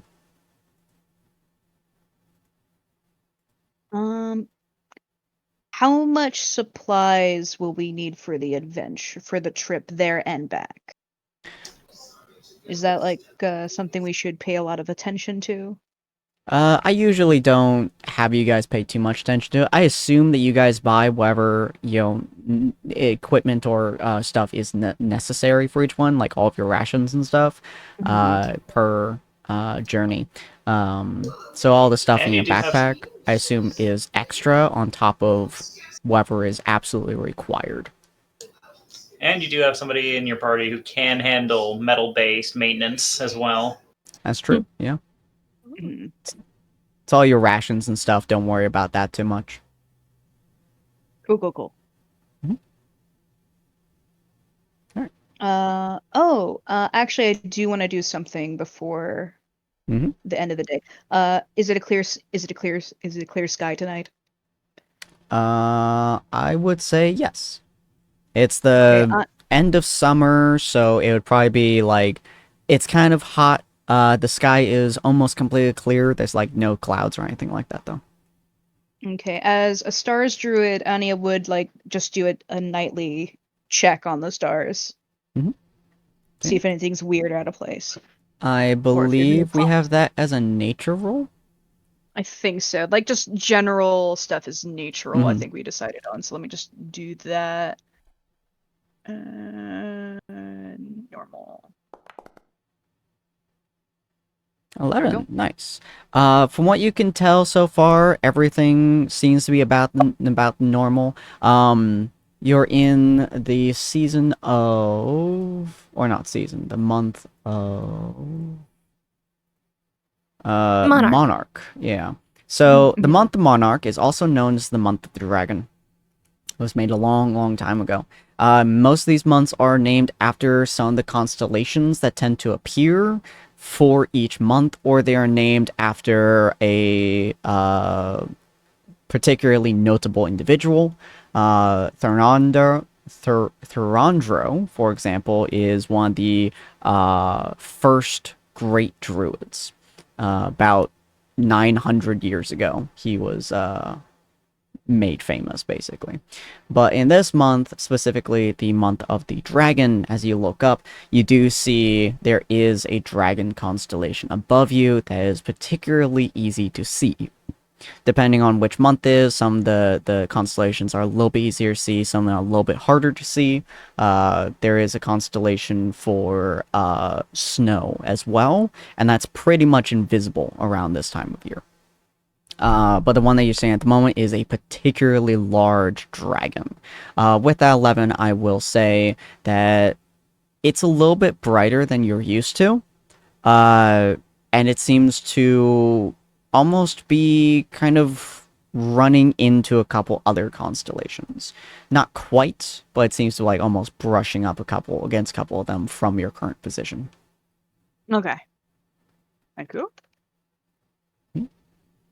Anyone I'll else, be all anyone else want to do something before the night ends? Yeah. Rue is gonna make a little note, a little letter, and she's gonna send it off before she had went to bed, saying that she was gonna go over to Sunflower Glaive and do some work over there to her parents. Fair. Okay. Dakota's going to just like sit against the wall. He never sleeps in a bed. He's just gonna like sit against like a wall. His hat over his head. He gets so still that like no, you can't really tell if he's sleeping or just thinking. He's just gonna sit there probably for like the next several hours. Are we in one big room? Probably two separate rooms. I would assume if any of you have preferences on who you would probably be around more often, you guys can be in those rooms, or you can have one big room. It's up to you guys. But probably about two rooms would be what you guys would get. Mm-hmm. Girls and guy rooms? Sounds fair enough. Sure. Even split? All the tiny with all the small. Yeah. Alright, cool. Might Yeah, actually so, be better. Yeah, go ahead. yeah, so all the guys get into one room, and honestly, it's kind of cramped. Mostly because of Cyril. 9 foot tall, 7 and 7, and then Rue, Sapphire, and Ania all get into the other room, and on the flip side, it's actually quite roomy for you guys. It's a Yes, very it's so nice sized comfortable. room. Yeah. Rue's armor kind of makes it a little bit And the tough. tower shield? It's okay. Yeah. It goes far. But comparatively, it's quite spacious in there. But so the night passes without too much more instant, and you all wake up. I'm assuming Gelmore probably wakes up first, probably with the dawn. Yep. And he's Yeah. probably going to be the most annoying roommate of them all. Wow. I'm just gonna open. I'm just Pulling gonna open up a Cyril window. to do some exercise. Maybe not that far, but he would probably open up a window and start carving up his runes for the day while listening to the sounds going on outside. Very nice. All We're right. just listening to a hammer and chisel as our alarm clock in the morning. Check, check, check, check. Basically. Yeah. So you guys wake up to that probably maybe 10 minutes after Delmar wakes up. Dakota, I assume you wake up. By wake up, I mean are uncomfortably awakened by your own Yeah. body. Staying still for that long is not comfortable. But you guys wake up. Rue, Sapphire, Ania, you all wake up fucking fantastic. You know, Ania sleeps in a little bit longer, of course. But Rue, you're a farm girl. You're used to waking up in the fucking early morning. So you wake up as the sun shines in. Sapphire, I assume you do roughly the same. You guys also see, of course, the okay, so Sapphire sits outside where she can call outside for a cold call at night. Nice. But Sapphire's flowers, seasonal flowers, pop out of her hair again as the morning finds its way to her. Aw. And yeah, so that's y'all's morning. Ania does wake up a little bit later because she's too busy with the stars. She tends to sleep in if she can. Go sleep late, wake up late. Do I had a question about what kind of flowers are sprouting. I was gonna ask for the flowers too. You would get certain flowers depending on which month it is. So for this month, because it is summer, you would get these very red-tipped flowers. They're kind of like roses, but the inside is like pure white, and then the very edges of them are red that seems to seep in towards the flower. It's a flower that's known for growing in the summertime specifically. It only grows when it's really hot. So it's most commonly seen down in the Gugar wastes or near that. But it's here sometimes when like you get like a really hot streak in the Viridian fields as well. Do Pretty. Sapphire's flowers like fall off her hair? No, they just stay in there. Okay. Yeah, during the night they will like kind of fall off, and then new flowers will grow in the dawn. But usually throughout the entire day, they're just there. That's super Okay. cute to like be lying in a bed of flowers that you had around you. Aw. Just in her hair, unfortunately. Oh. Oh, yeah. I can totally see, like, because Sapphire said that she stays outside for a little bit longer. So I can totally see, like, Ania staring up at the sun, at the stars, and then Sapphire's skin starts to shimmer and shine. Aw. But yeah. We're the night owls. Oh, yeah. But yeah, so you guys all wake up, you're all kind of awake, kind of in the room, stretching, getting up, or whatever have you. You guys all kind of stand up or kind of mostly functional. It's probably around like 8 o'clock in the morning at this point in time, which is not very late for most of y'all, but with everyone getting up, Ania gets up as well. A little bit later for someone like Gelmar or Rue, and a little bit earlier for someone like Ania. But you're all awake now. Yeah. One of these days I'll end up getting up earlier than you, Gilmar. But the morning rush is the best time to listen in on the outside discussions. Mm-hmm. It might be easier to get up earlier if you've slept on a bed. Well, just not used to that, the squishiness of it. You can see Dakota like kind of rolling his shoulders back. It's just like, yeah, okay, there we go. All right, good as new. We will And have to get there you. is a door between your rooms, by the way. Okay, We'll so we have haven't to left the stop rooms off at yet. the tanner and get you a nice roll of wool from one of the sheep. I don't know if I could sleep, but it might be nice.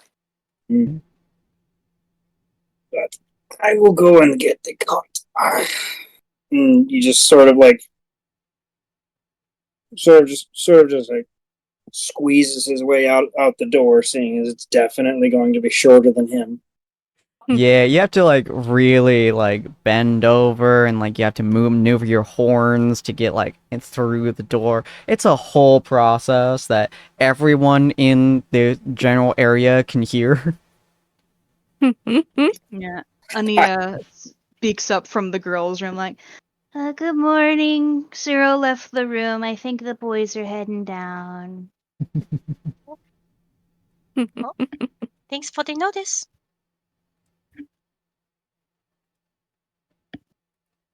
A skedaddle? Yeah. Okay. Got a village to save, huh? Oh. On the But way before out, that, what about the food? On the way out, I absolutely checked with Brock to see how much was left on the tab for like a pot of hot coffee for everyone. Oh, a saint. A saint.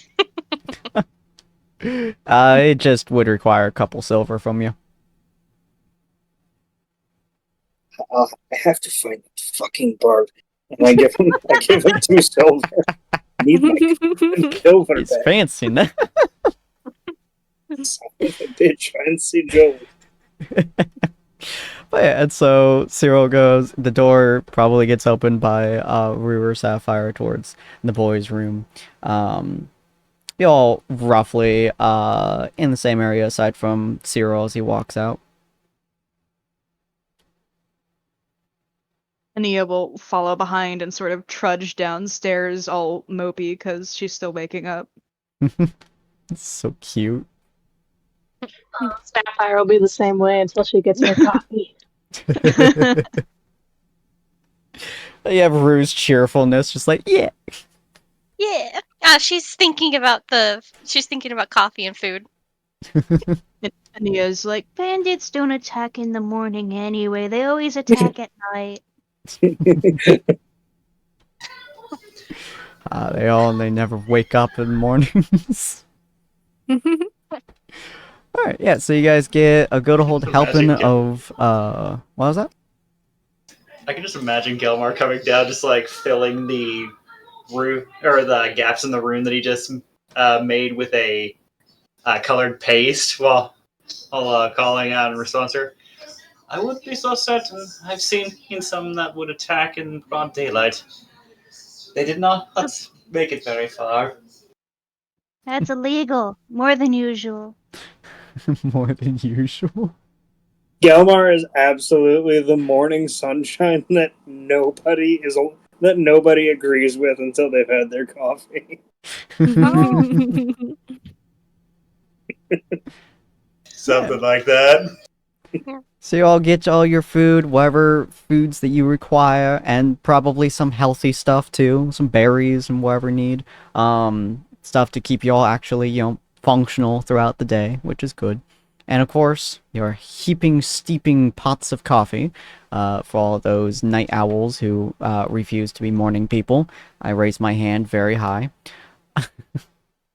But yeah, the morning kind of passes you guys all pretty nicely. Gelmore does his usual routine, probably going for a run or something like that, I assume. Run, sit-ups, push-ups, just some sort of a physical activity. Yeah. And he will probably drag anyone that talks about exercise with him. Oh, I would love to go. Why are we doing this? This is so fun. Roll an athletics check, I guess. Oh no, not those ones. But Ania does not go. Oh, crud. Even with a 2, I get an 8. Holy crud. Oops. You did that with private. You had to turn your 1 to public. Oh, oops. How do I do that? Delete? Reveal to everyone? There we go. Oh, there you go. Nice. So, shockingly, you outlast the man who does this for a living. Which makes sense, considering you're a farm girl. That was good. Cyril, do you join them for their morning endeavors?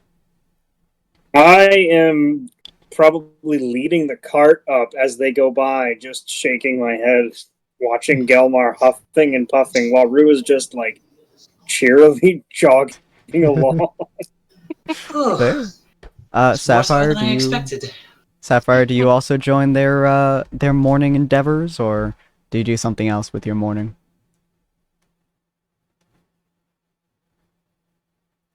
I think I'll join them. Okay. Yeah, join the morning people. We like working out. Yeah, feel free to roll me your athletics. That's a D20, right? Yep, it's a D20 plus -1. -1. Okay. Yep. You need to. If I remember how to do this, that one. So many numbers. Nia stays in the tavern, just has her head down on the table. Why did that What not the heck? rock? Take out the 1. No, that's right. so- It's slash. Isn't Yeah. it like slash roll 1 d20 -1? I Yeah. think so. Hmm. I can. Oh, let me try. Here We're just gonna. Okay, do /roll space, then do 1d20 -1. Wait, the application did not respond. Is the bot just down? It should be on. Wait, Let me try on. roll 1d20. Ooh, it might be down. Oh my god, Yeah, the application box. did not respond. The curse. Good lord. Nice. Alright. Okay. Well, good. Try doing it in the roll. Oh, right, not in the roll. Yeah, she can't use that. You know what? Feel free to roll on your own device, and we'll just count that for now. And yeah, just a screenshot of the roll, or I can make the roll for you. I think if you type roll 1d20 -1 into Google, it'll just do it for you. Yeah, that can work too. If you need like a quick one. Whichever way you can do it. Wait, did we? I think you guys it changed. Oh, never mind. You had to do the subtraction manually Yeah. from Google anyway. But yeah, the you bot's could have so Google roll. mean. Well, the one day we do it, the bot's like, nah, I'm out, bud. I rolled a 5. All right, fair enough. You do your best to keep up, and honestly, you kind of keep up with Gelmar. They're probably doing maintenance or something. That's fair, but you kind of keep up with Gelmar, who doesn't really keep up with Rue. You are so far behind the two of them, and Gelmar is so far behind Rue. I'll like turn back and look at them and be like, oh, I like how you're pacing yourselves. Nice, good pace. Oh, brutal. All right, Yeah. well, Dakota is gonna stay in the tavern with Ania. I think if Dakota tried to do this, he'd just die. Vaporized. Call for another grape juice probably in the tavern. That's fair, yeah. So, Ania and Dakota are in the tavern. Rue, Sapphire, and Gelmore are trekking their way out. Cyril's getting the cart, probably coming back past them, so they are running a lap around town. Is there anything you two say to each other while they are, having their time? dying. Nia is quiet and sleepy, but she will respond if Dakota talks to her. I think Dakota's probably just gonna like sip with the grape juice, contemplating, thinking, brooding. Brooding. Very edgy, very good. He looks off to Very the cowboy. side, smoldering. Nia will ask for, is there sugar? Is there honey? There would be sugar, yeah. Okay, and he'll have a very sugared coffee drink, and she will occasionally sip it. She'll have Changes coffee with her color. sugar. Yeah, exactly. If it doesn't taste like coffee, it's the perfect coffee. Yeah, it is. It's sweeter than most people would be able to handle. But for you, good shit. The crew goes on their way. Gilmore, trying desperately to regain his breath. Sapphire is struggling to breathe at all at the moment, and Rue's just having time of her life. But you all eventually come back, and you guys get back to the tavern on the very long run around. It's a circle, so you guys do just run around the circle of Technolopolis. I would have totally done like the whole on your left thing for the Tour On guide. your left, on your left. On I your swear to God, don't fucking say it. On your left. on your left. Oh my gosh. Oh, it's beautiful. I'm just telling you. Why are you yelling? Oh, but you guys eventually get back to the area. Cyril's just standing there with his cart. It's a very nice cart. He has a very, very nice horse. The horse is a very kind horse, mainly because he's never tried sitting on his horse. It loves that. Freedom. What's the name of the horse? It's a good question, Cyril. Horse. This one I just chose to call Fluffy. Fluffy, nice. Nice, best name. The horse just kind of neighs. It's one of those like big draft horses with way too much hair. Aw. I mean, makes sense for her guiding a cart. Mm-hmm. Yeah. Dakota and Nia finishes their meals and drinks, and as the rest of the party gets to the cart, I assume you both stand up to meet them halfway. Does the tavern sell carrots or apples? They would sell apples, not carrots. Oh, they probably Okay. have sugar cubes or just sugar. Oh, yeah. I bet you can find both in the markets as well, though. Mm-hmm. Ania will buy an apple, Okay. and It's like if the tab 2 is used copper. up, she'll use her own copper if the tab is used up. Mm-hmm. It'd be like 2 copper. Cool. And she will feed the apple to Fluffy after like cutting the core out. Fluffy seems very happy by this. Yes. Mm. Good.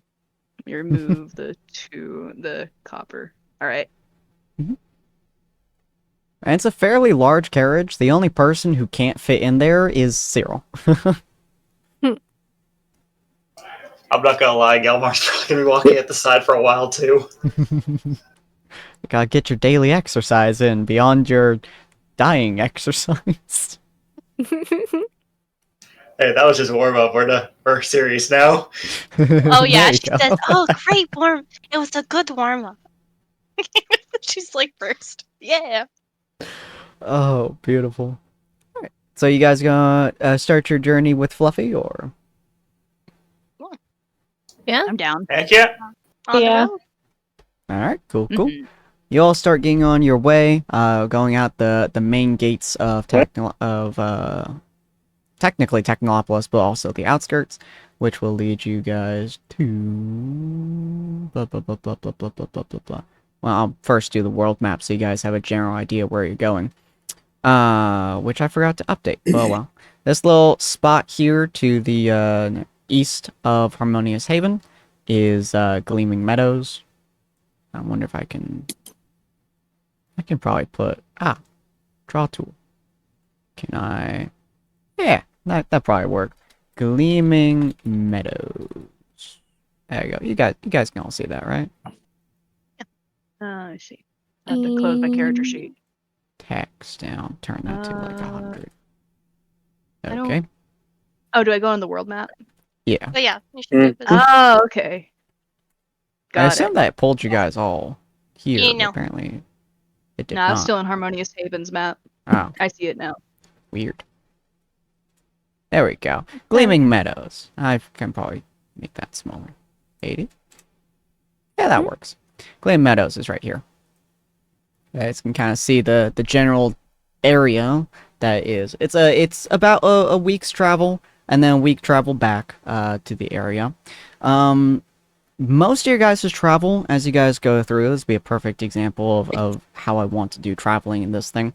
I normally don't like travel. In fact, I hate travel most of the time. But I wanted to explore with a couple of things and see how we could play around with it. So I'm actually going to use a different map for general travel. Hopefully it pulls you guys to it. Hey! there we go. Pulls you guys to it. Fantastic.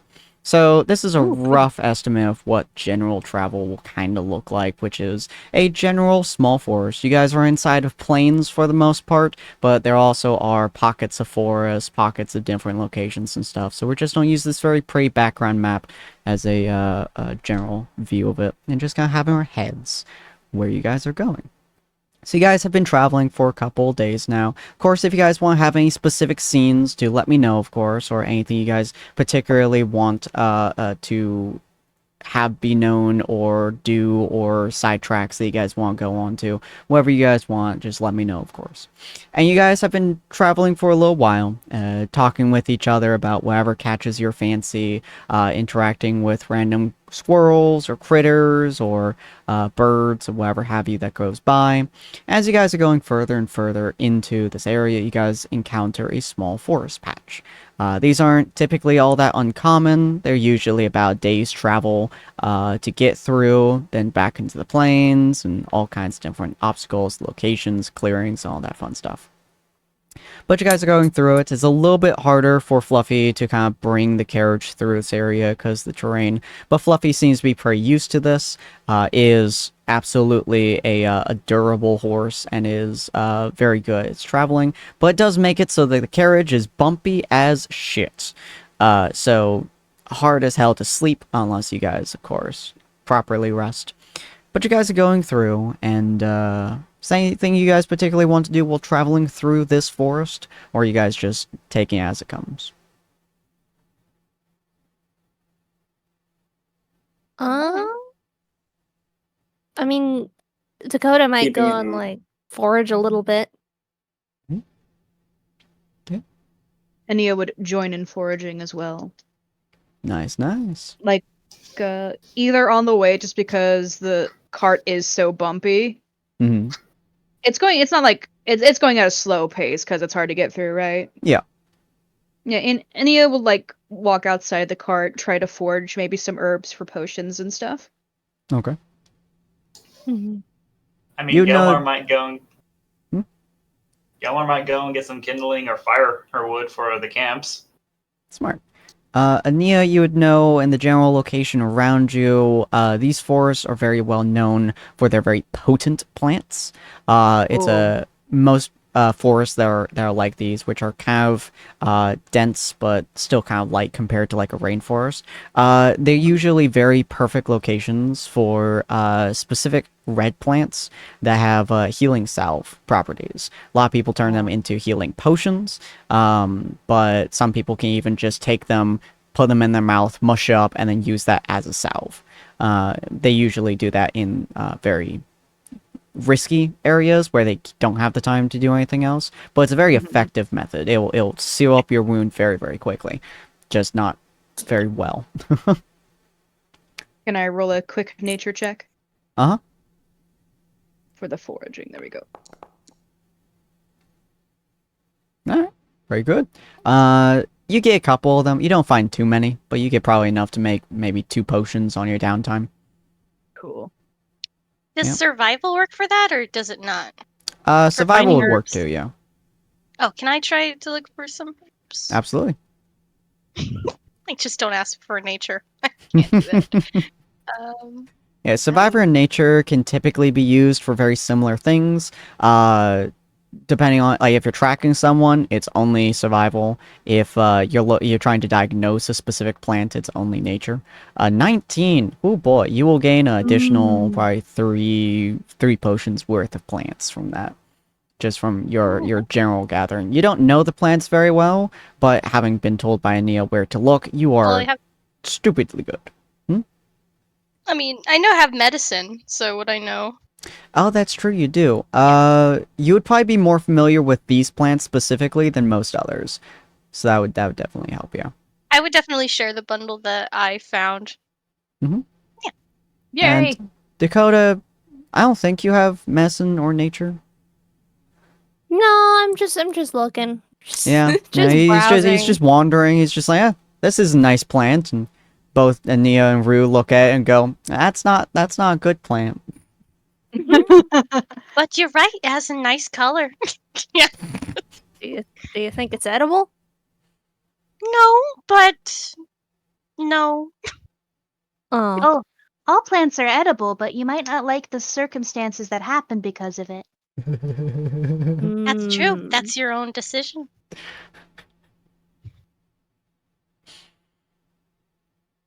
Coda just stares at it, vaguely hungrily. Let me see. I don't think I I'd be- have good berry ready. I'd be willing to try anything once. Standing over by the cart, realizing how long they're taking, I'm just gonna call out into the woods. Remember, if you eat something that gives you the shits, you're going to stay out of the cart.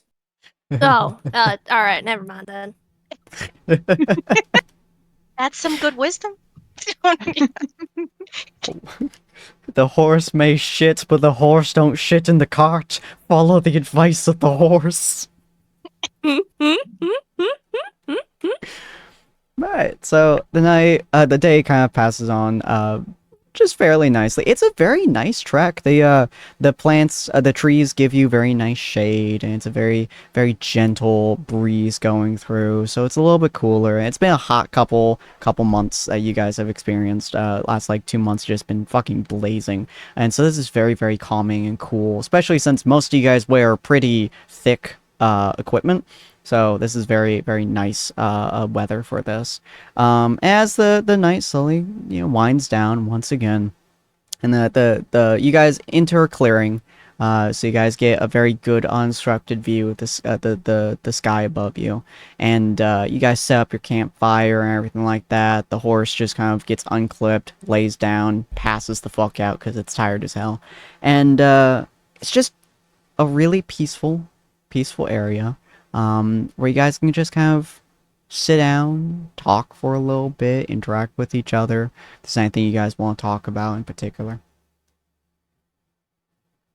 How many days out from the town are we? 1? About 3 days. Okay, 3 days. Okay. Nothing from Ania then other than looking at the stars. No. Any plans for when we get there? Like, are we going should in? probably- Well, we'll need to find the sheriff. Yes. I feel like we need to talk to him first. Mm-hmm. All right, that was on our to-do list. Mm-hmm. Rue just forgets why we're out here. I flipped through the pages. She's just been smiling, just been like, "Oh, this is a nice trip." Don't ask me why I'm an adventurer. So we don't really know what we're doing out there other than protection. I think they weren't even sure if they're going to be attacked. So we should probably talk to the sheriff and get the what would you say, Dakota? The lowdown on the situation. Mm-hmm. Still, it could be worth having a quick spar a day or two before we arrive. Oh, that sounds fun. Weapons only? Or spells? Oh, I wouldn't do very well in a spar. Last time I don't think the I don't think you guys would take the shot from the little shadow here very well. That is true. We need to warm up somehow. Hmm. We're still 3 days out. If we warm up now, it's gonna fade away. I suppose. course, I that's suppose what I I mean, could. a day I or two suppose we before. could spar. I don't believe we've done that in a long time. The orcs took a lot out of us. Hmm. Ania normally does not engage in the spars because Ania will heal everyone after the spars. That's Ania's practice. Fair, it's fair. It's a very nice night out, so you guys are more than welcome to spar if you'd like. We can kind of practice he some of just the said- combat. He just said several times. He was talking specifically about a day or two before they arrive, Ah, not necessarily right now. that's fair. Okay. Sorry, some of us are gung ho for a good pal. That's I alright. can't say I find that displeasurable. It helps a lot. She lowers her axe. Oh, never mind. She's You know so what? tight, but she pulls out an axe, just like I can hurt people. just like boy, I said the smile at her while tapping the shaft of his own great axe. It's like, oh, she puts it back down because she's like, oh, I could always just. It's simple just to give him a big pat and then we're all healed up again. It's true. I suppose it would be a good idea. How about we do it right now? Oh, I say aye. Sounds lovely. Good way to end out the evening. I'm in. It's been a while since I've stretched, so let's try this. Yeah. Um, I'm What down y'all- if you are, but I don't want to hurt y'all too bad. Ania will I find a would. place to sit. You'll have to puncture through our defenses. As she says that she swings it and then she has her iron or tower shield and whatever. Shathunk. Have y'all there for ease of access. Okay. So who's gonna be fighting? Everyone but Ania? How about everyone roll a d6? The two people with the highest It would go seem for a the wild first round or sword something has like that. Sound fair? Oh, you mean like People with the initiative? highest what? I mostly just meant. I assume these are going to be a series of 1v1 duels. Oh, I yeah. assume, unless we want to do like a free for all or something. Yeah. Oh, I don't know. I didn't think that far. She was just gonna go. I'd say. I mean, I'd we say could just draw some full 1v1s. initiative. What was that, Cyril? Say some 1v1s would be cool. Okay. Fair enough. All y'all roll There we go. 1d6. Got me with. Sure. Two highest will fight. Where's We'll the take the T6? first round. I rolled a And of 5. course, if it's a tie, the two matching results, or the two or more matching results re-roll. Mm-hmm. Megan, your one's private again. There's a little bar above your roll thing, which should say, for you, I believe, private or self-roll. Change that to public in the drop-down menu. Oh, thank you. I appreciate. And what'd you say, Sapphire? I rolled a 5. Oh, nice. Okay. Oh. So the two highest were Megan and Sapphire. So we'll go ahead and do that for a second, which is good because I think Ooh. both of you are very new to this. So Yeah, let's take our Well, time. play around with Not this too- a little bit. So bear with us for if it gets slightly slow. That's okay. So let's see. So general combat is don't help Sapphire a lot because the fucking dice bot is dead. Fuck you, dice bot. It's the whole reason we have you, asshole. So feel free to roll initiative, both of you. That's going to be a +3 for you, Sapphire. That's a regular D20, right? Yep, d20 +3. Not that one, not that no one. combat? That one. Oh, I see. Okay. No. Mm-hmm. Should be on the left for you. Rue. Total 17. Oh, nice. Oh, nice. All right. Did I not change Megan's character's name? I feel. Oh no, I didn't change her icon's name. Oh, that's why. Oh. Rude. Okay, there we go. So we're going to start combat here, and for the rest of you guys can experience it in a way. Actually, let me put you guys to the side here so it looks more cinematic. I know the viewers can't see, but that's okay. There we go. We're gonna put you right there. We're gonna put you right there. All right. You said 17, Zephyr? Yes. Okay. Update combatant to be a 17. And Rue, your one was a 10? Yes. Yes. And update to be a 10. Okie dokie. So, you're going to go first, Sapphire. So, generally speaking, you want to go and find, whatever your main bread and butter is, which can be any of your spells. You can do, your 2 short swords, you can use your bow. At the moment, you guys are not in melee distance, so you're able to use your bow if you'd like. And I think that's the majority of your moves, if I recall correctly. Okay. Yeah. You can also, you have, so we also updated Hunter's Mark. So it's now called Hunter's Target, which I'll actually put in your journal here, because I forgot to do that earlier. So Hunter's Target, because I don't like regular Hunter's Mark, it annoys me, goes as such. You can use your bonus action to focus your attention on a specific enemy. Choose a creature you can see within 90 feet to mark as your quarry. For 1 hour, you are focused on this creature. You gain a +1 to weapon attack rolls against this creature, and your weapon attacks against it deal an extra 1d6 damage. In addition, you have advantage on perception and survival checks you make to find it. If the creature drops to 0 hit points before the hour ends, you can use a bonus action to mark a new quarry. You can use this feature a number of times equal to your proficiency modifier. It resets on a short rest. So that's how I adjusted Hunter's Mark. So you can use a bonus action to do that and shoot her if you would like, or bonus action plus attack with your swords, however you think works best. Okay. I'm not sure what to do here. I'll let you know that you've probably seen me. I rush into things, so I will most likely come your way. But I think we're both like front-facing people, right? Mm-hmm. Yeah. Yeah. Sapphire is a I shooter. think I want to fire a shot, and then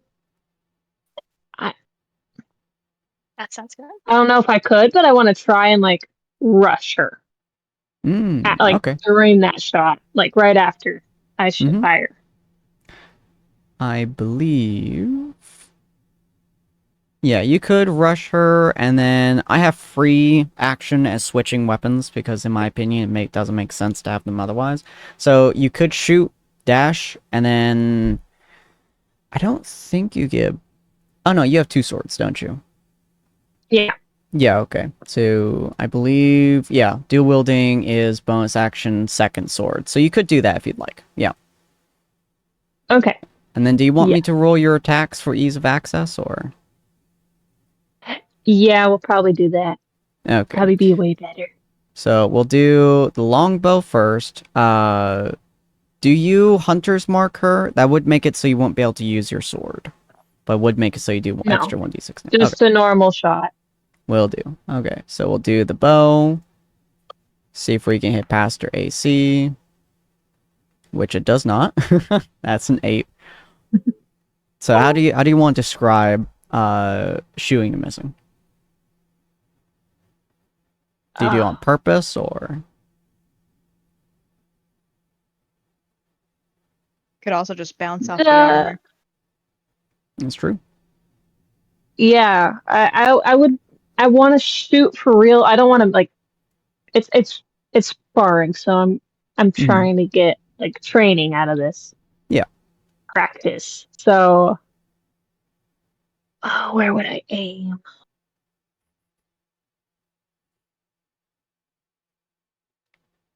And then just an FYI, your sword will hit. So you can keep that in mind as well.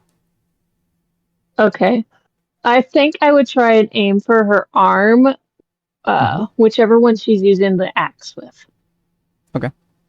I think you're 'Cause I'm right-handed, Rue. assuming she already has it drawn. I don't know. Yeah, sure. It's up to your character. Are you right-handed or left-handed? You use your shield with your right or your shield with your left? Dominant has to be the weapon, I think. Mm-hmm. So, right? I don't know. Alright. So, yeah, your axe would be in your right hand, your shield being your left. So you shoot towards her axe arm, which... Yeah. Yeah. Misses or bounces off, obviously. Mm-hmm. And then I'm like running towards her. Mm-hmm.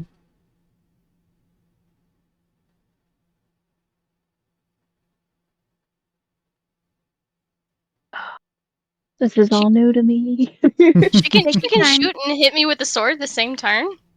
So she has two short swords. So essentially, she puts away her bow and has her sword in her left hand, which normally would not be as effective as her right hand, but she has two-weapon fighting style, which makes it so they're effectively equivalent. But And to yeah. be fair, I believe a short sword is a light weapon, so she is able to attack with it as a bonus action, so long as her main action only took one hand. Yep. Okay. But yeah, so you shot, you rushed forwards, and as you did so, crossing about, I want to say 15 feet or so, you would have pulled out your left-handed sword and sliced. Yes. Okay. I'm just not sure where I'd slice. We can say you pulled out and you would have run into her. I would, in my head, you probably would have shoulder checked her shield out of the way, effectively exposing your back to her. But as you do so, you pull out your blade, and as you turn, your blade kind of slashes down across her stomach. Yeah, I'm picturing the same. Okay. Similar. So that would be damage time. And then, what the Oh, neat. I think. So I don't know, I that's can't see anything. Yeah. And then it would be half damage for me. I've never used this method before. Okay. Well, 6 damage to you, half damage, or yeah, -3 because of your thing. But then you also get, Sapphire, you also get, because of your subclass, you get Dreadful Strikes. So add an extra 1d4 damage. Oh. Feel free to roll 1d4. Yeah, just a second. And it is psychic damage, so you do not decrease it, Megan. I don't have any modifiers to this, right? Nope, just roll. Just a 1d4. Yep. Okay. A 4. A 4. Damn. Ooh. Alright, so you take 7 damage, Rue. Whoa. And That was a it'll be your powerful turn. one. Yep. Yeah, it just let me read the description of it real quick. So you can kind of tell me how your character reacts to it. You can augment your weapon strikes with mind-searing, scarring magic drawn from the gloomy hollows of the Feywild. When you hit a creature with a weapon, you can deal an extra 1d4 psychic damage to the target.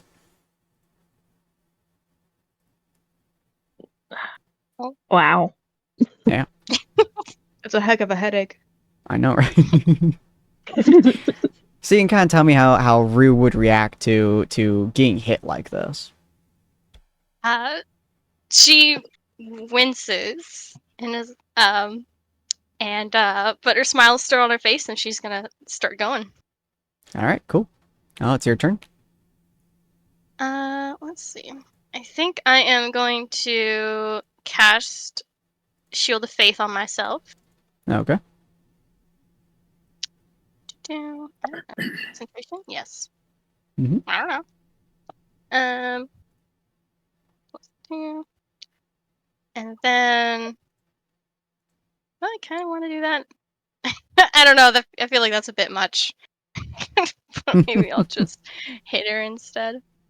Okay. I'm gonna do this at the same time. Is she now right next to me? I guess she is. Yeah, Yeah. she's within melee damage of you now. Or melee. You know the word. Range. Range, thank Yeah. you. This action. Might be going a bit overboard.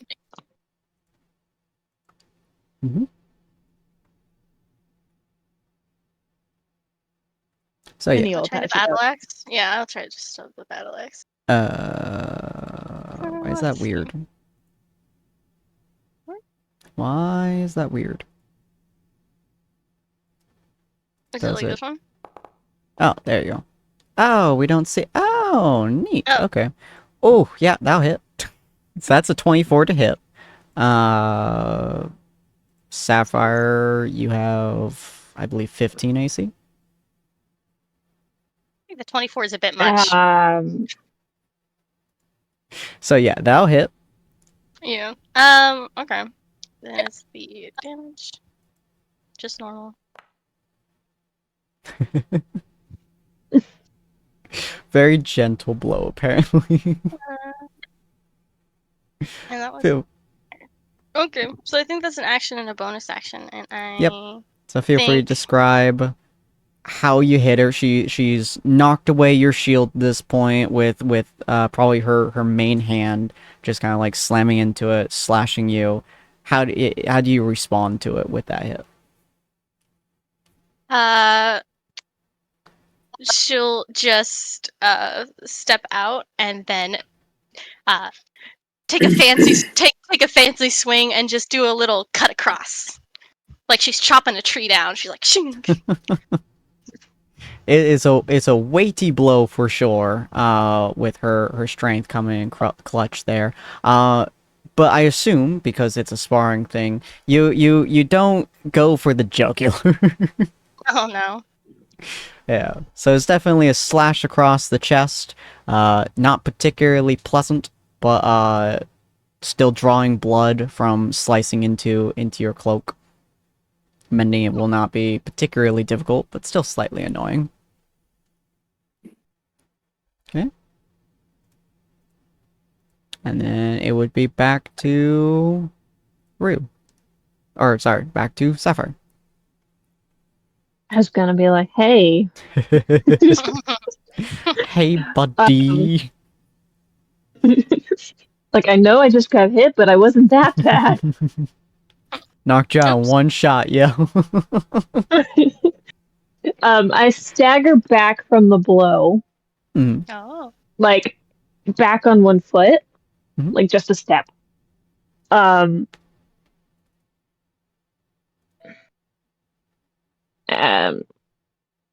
I pull out my other sword. Mm-hmm. Or, yeah. And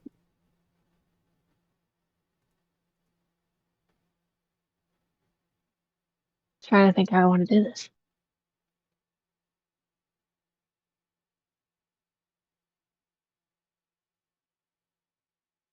Nia will be off in the distance, like, go Sapphire, go Rue!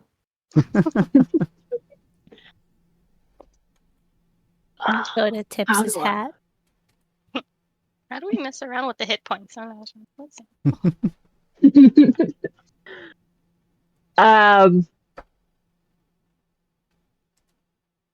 The Pokemon move, the same thing. It keeps working. I don't know. You do. Whatever. Go Sapphire. Vine whip. I want to do like one slash after the other, but I'm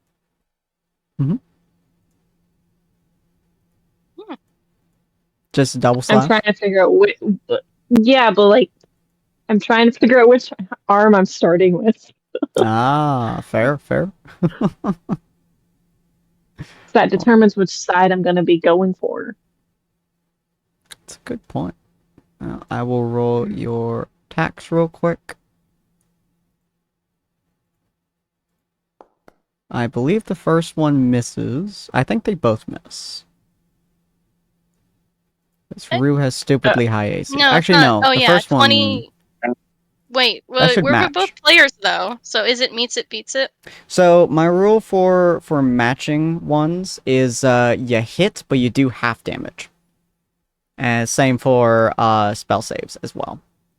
It's called glancing blows. Oh. Yeah. Okay, then the so 20 hits. I hit with my left arm Mhm. first, so be her right shoulder. Okay. Is that right? Yes. Or yeah. And then yeah. I follow with my right. Okay. So on the same. Okay. So you hit on both the same shoulder, I believe you said? Yes. Okay. Yeah. So your first one would hit, your second one would kind of bounce off. Feel free to roll me an additional 1d4. Roll 2. 2. Nice. So you take 9 damage, Rue. Is it 7 Does it- halved plus 2? And then it's I'm also minus I have the 3. minus so 3. What's the half from? Did you say because he meets it you get half damage? Oh yeah, Glancing you're right. blows. You're right. Thank you. So Double 7 half. halved would be rounded down 3 and then minus 3, so 0 then 2. 0 So- plus 2. 2 damage. God damn, just rip that Woo! part. Yep. So you do a little bit of damage, but it's again the physical damage is just not really making its way to you, but the mental damage, that shit's hitting you. Yeah.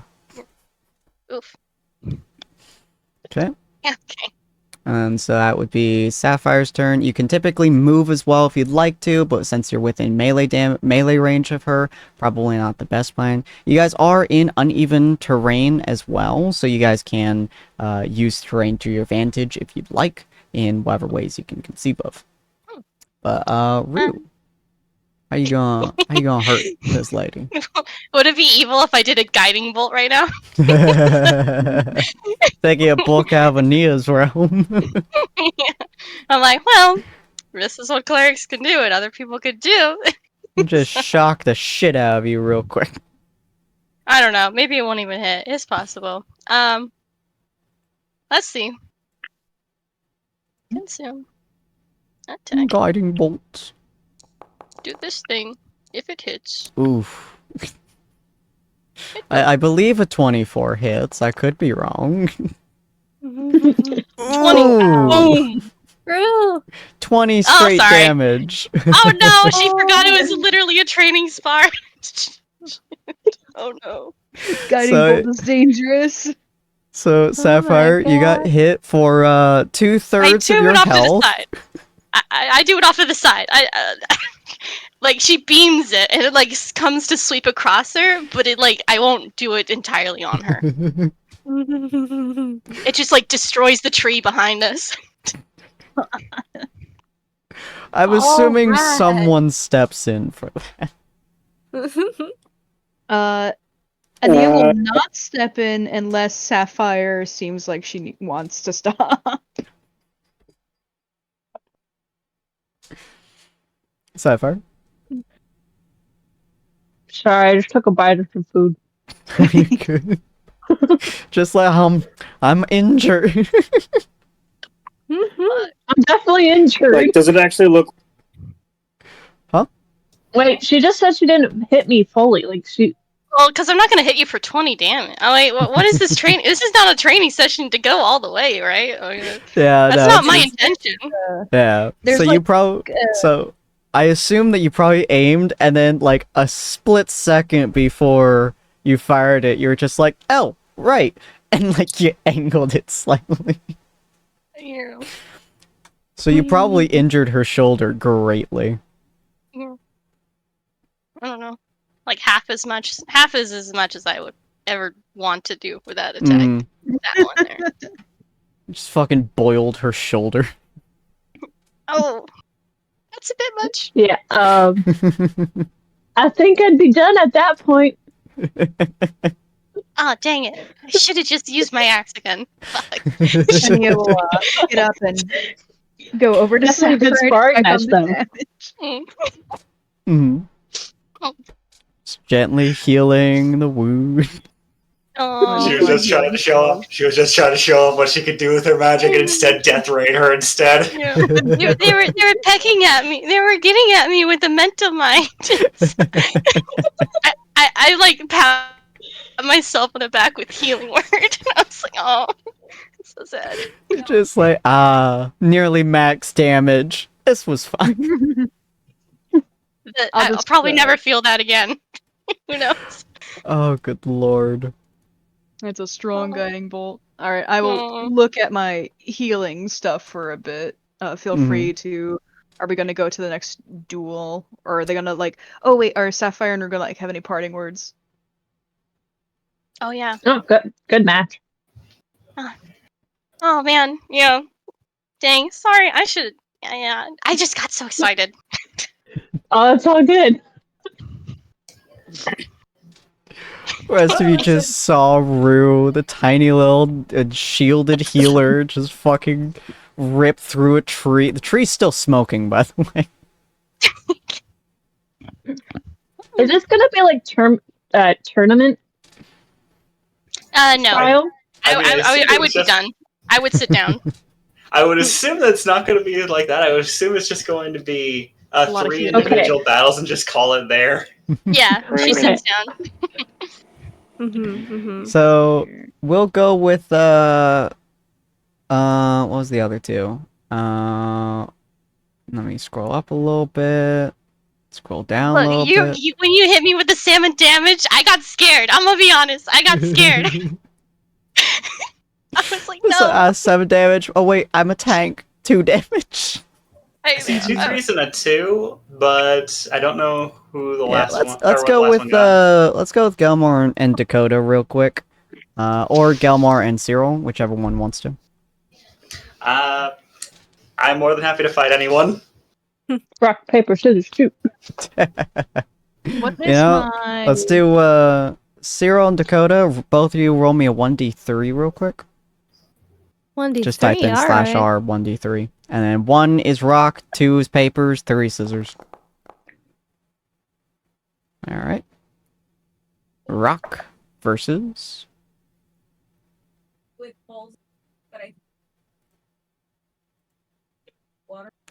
You good, Cyril?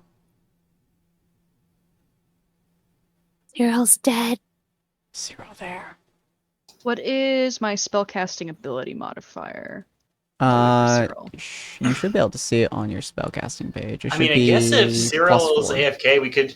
I guess if Cyril I is see. AFK, we could say that he rolled scissors against that. Yeah, sure. Oh. Alright. We will do this a little bit quick because we will have dinner soon, probably, assuming my mother has time. It's been... Okay. You're hi, pitting. Cyril. Was that Cyril? Cyril! Is he back? Is he dead? Is it me rolling? Or, Oh, there we go. Yeah, roll 1d3. I'm sorry, Oh, you're fine. Is the night getting to you?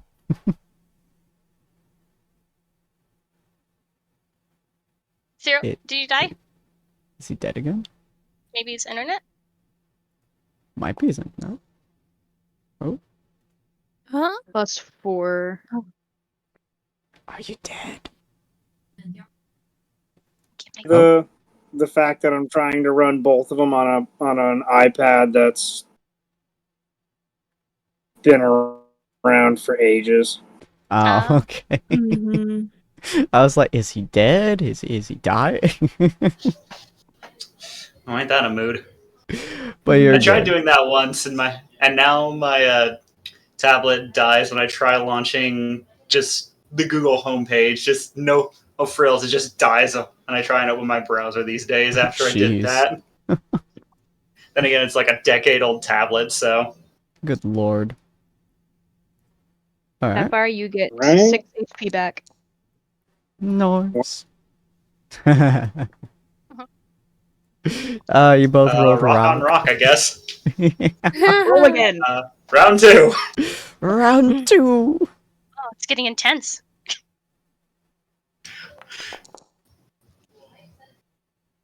Paper? Okay. It's paper. Shall we get the rock? Shall we get the paper? It'd be really funny if Troy gets a fucking paper. I'm fine. Very Hang on. Let's... Is it still There giving you we go. trouble? There you go. It's like I said, it's taking its sweet time right now. So, Ah, fair. especially having to type things in. Do you want us to just have Galmore and Dakota fight then, and do your one next week? Yeah, that might be a better idea. All right, we'll do. Yeah, Alright, that well, might be a better idea. And then I'll have. Okay. Yeah. Well, in that case, we're gonna have Dakota and Gilmore, and we're gonna try to get this a little bit quicker. Just kind of get into the flow of things a little bit here, just because we have dinner here soon. So, the two of you, feel free to roll initiative real quick. All right. Where did my... Initiative. I guess it would just be a dex roll. I believe so. It's Yeah, also on dex your roll. page on the left side. Is it? I don't see it. Yep. I might just... Oh, there yeah, it I'm blind. is. I am freaking blind. Found it. Oh, it's a little bit sneaky, so... Alright, Wow. well, Dakota Oh, wins dang. that, Down to just the barely. wire. 0.06. Yeah. All right. You're slightly higher in word. So, we're gonna put Dakota as just 15, just to make our lives easier, and Gelmar's 14. Okay. I forgot. I can't remember the last time we've had a duel. This ought to be interesting. He just says, pulling the great axe from his back and just balancing the backside of it on his shoulder. I can't either. You see, like, his eyes, like, effectively darken. Yeah. All right. And I am going to cast True Strike on Ooh. myself there. Okay. Yeah. And then I'm just gonna shoot with my gun. If I believe I can do those on the same turn, right? True Strike is a... I believe by default it's an action, True unless Strike's you an want to change action. that. Oh, Yeah. okay. I don't remember how like the things went. I thought True Strike was a bonus action spell. If let me it's double by check. homebrew, then sure, but I'm pretty sure by default rules it's action. It's a normal action, yeah. Oh, okay. Because it does give you advantage. It technically gives anyone that you give advantage. So, I mean, sure, but it's also a concentration spell, which means that she takes a hard hit here. It can't just be broken and if lose it's that. concentration, it makes more sense for that to be a bonus action. Because it just makes it much harder if it's a concentration. I'll make it a bonus action because it makes a little bit more sense. Yeah, that's fair. Honestly, from what I've been told, rules as written, True Strike is actually one of the worst spells in the game. Yeah. Oh no. So we'll adjust that. And it's just simply because you move a roll to the next turn, maybe. Mm-hmm. So we'll keep that as When a you bonus could have action for now. And Dakota, oh my god, Dakota, feel free to shoot. Jesus. Fire Alright. in the hole. Uh-oh. Yeah. And rolling attack with advantage with my little shadow here. Mm-hmm. Which That's a 21. yeah, that's 21. That's a hit. That's definitely a hit. All right. And then Roll that damage, then damage. describe. Yeah, Nice. okay. That's a 10. Alright, Okay, I need to check something real quick. You do have your thing Okay, above, yeah. so. Okay, yeah, that ability only triggers one, and it's hitting somebody else.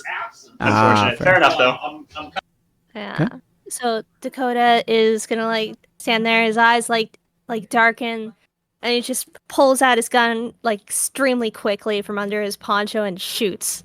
Like probably aiming for the shoulder. Okay. You've dealt with his armor enough to know where where the small gaps are, and you successfully manage to penetrate one of them. You heard that? Mm-hmm. You just see him flinch for a second, looking over her and tapping it a couple times. Perhaps it hasn't been as long as I suspected, he said, as bringing the axe back into position and preparing for his own action. Mm-hmm. That's nice. Dakota it's your just turn. looks down silently.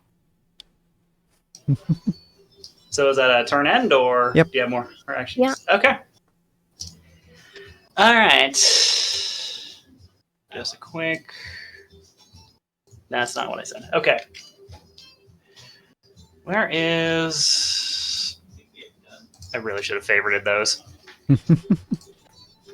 Wrong one. Don't worry about that. 15 feet. Okay. Cannot move. Let me change that to free movement. There you go. Cannot take an action while the game is currently. Oh my gosh, Unpause the game.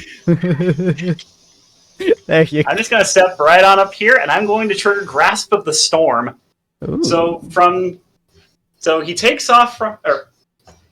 while he still holds on to the shaft of the axe with his gauntlet, the arm with a leather glove proceeds to jolt out towards you as what seems to be an ethereal chain fires off in your direction. Fancy. Oh. Let's see. Ooh. Let's see. And that's just an attack roll. And that would be with a great axe, technically. Where did the thing go? Oh, Why you do have I some not have that background pin? noise going on, my guy. Yeah, sorry, folks are using a vacuum on the air filter. Ah. Okay. Normal roll. Does a modified 20 hit? Yes. Yeah, that hits. Alrighty I don't know why I then. hesitated. That absolutely would have hit.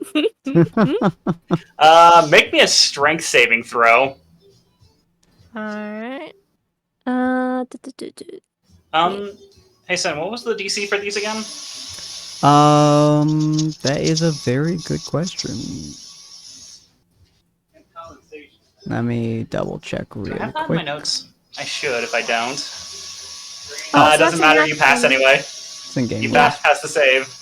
You can feel a jolt. You can feel a jolt of lightning course through the chain, as well as Jesus. a quick jerk of the chain as he tries to pull you closer. But you're able to hold back as the chain fades away. First natural 20 of the game. Damn. Right at the end. It's on a -2 as well. Yeah. Seems our training has been more effective than we thought. Bravo! Your move. Oda nods silently. And he's going to use let's see. Okay, how close are you at this point?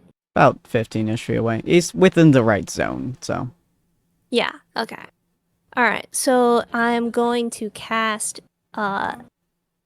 Eldritch Whip. Mhm. And yep, just gonna okay. So I'm gonna attack with that. Does an 18 hit? Believe that's your AC. Normally I'd say yes, but I'm actually going to proc Protective Wings. Smart. Okay. So a pair of ethereal wings literally just proceed to spawn from his back and wrap around his front just enough to block the shot before once again fading away. Very nice. Dang. Didn't get to whip or nay on that. Actually, come to think of it, I don't even think I rolled the damage for that great axe or for that chain attack. You did not. Feel free to roll it. Oh wait, no, not attack. We already rolled the attack roll. Just normal damage. Ooh. So that was a total of 14 lightning damage that you received from his hit. Ooh, okay. Alright. Dakota's in pain. 14? Yep. Yep. Ooh, that drops me down to 10. I mean, and you are using concentration, so feel free to roll your con check, DC 10. Technically, the concentration for her true strike already ended when she landed the hit. Oh, did it? It Okay. is a cantrip. It's a cantrip after all, anyway. Oh, that's fair. Okay, never mind then. It's not. It's not exactly her. It's not like she used her resource there. Cool. Yeah. Okay. Just So you're at 10, and you guys are welcome to bow out at any point in time as well. Including during each other's turns, I'd imagine. That is true. Yep. Yeah. Dakota is like the type who just like shrugs off like his own damage, just like I gotta keep going. So he's just gonna like he keeps his gun steady though. Okay. If you insist, he says before proceeding to lift up and prepare his great axe before proceeding to literally blow across it with his breath weapon. You can literally see icicles spawning on the thing. Before doing a backward spin and following up with a quick uppercut, a strong frigid wind blows past you, as well as an array of very sharpened icicles.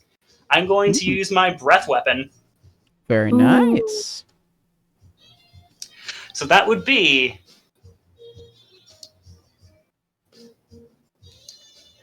Make me a DC 12 Constitution save. Ooh.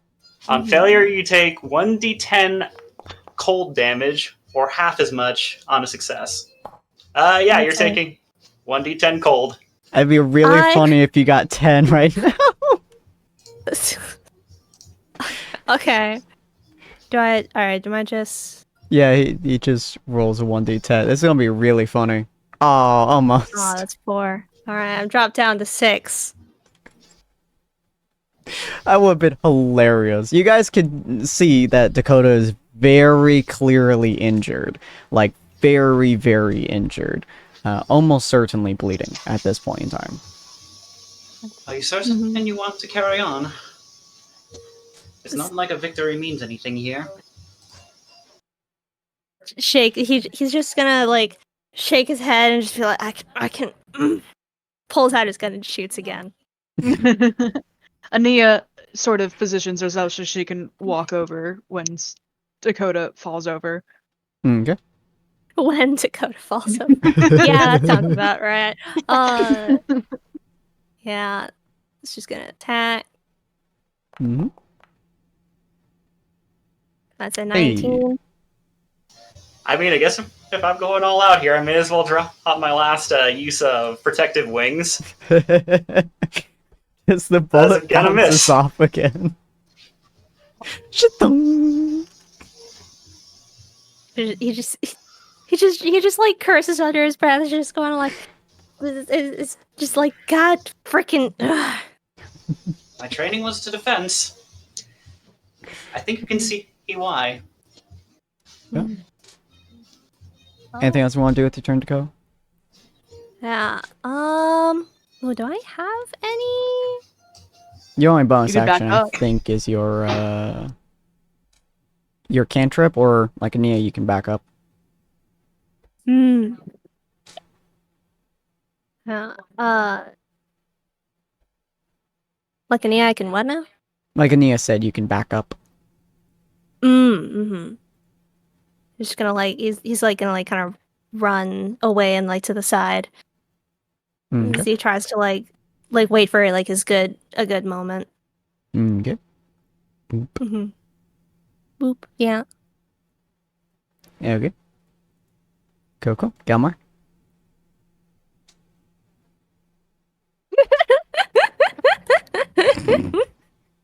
So Just move closer. And Gelmar concedes, apparently. you're still mute, Gelmar.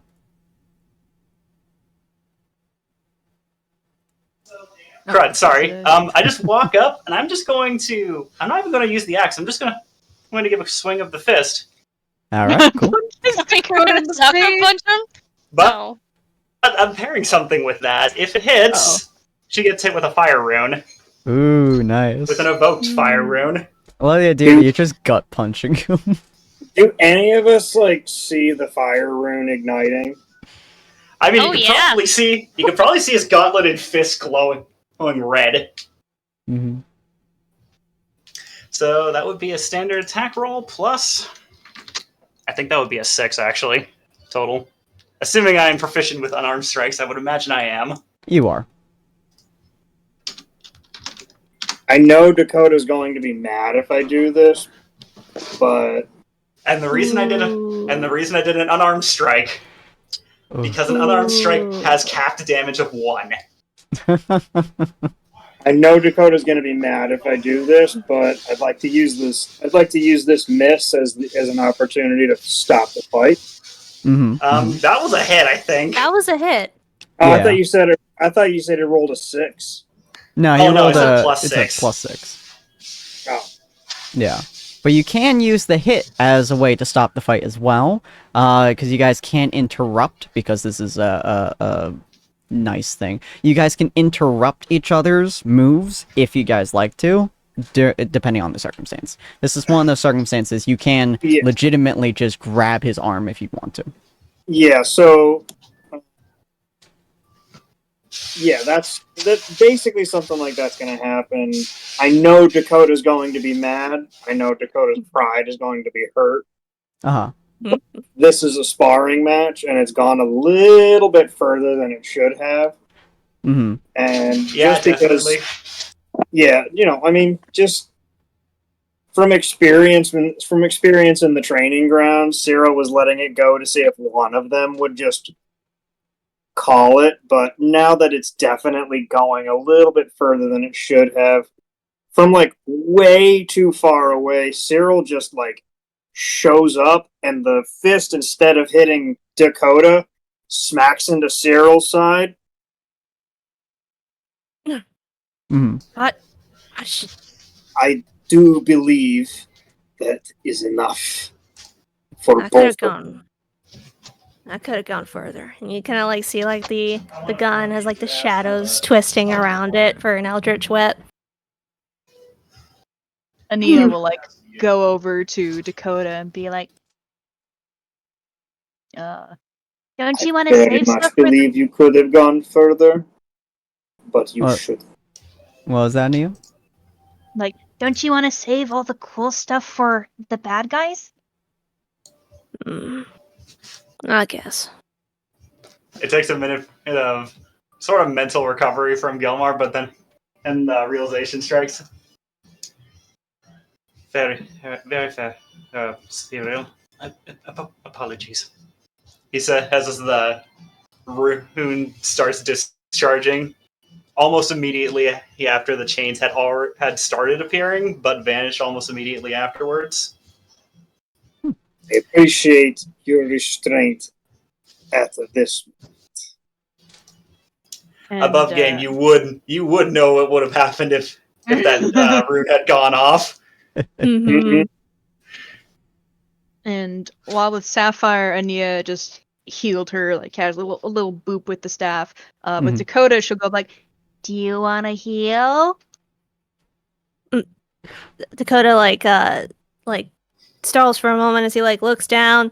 You see like as his arm kind of like lifts like his poncho up. He looks at it. It's like there's blood there. It's like, oh, how did that get there? Yeah, I guess. okay, and then she'll do a cure wounds on Dakota. Do you want to heal a body part?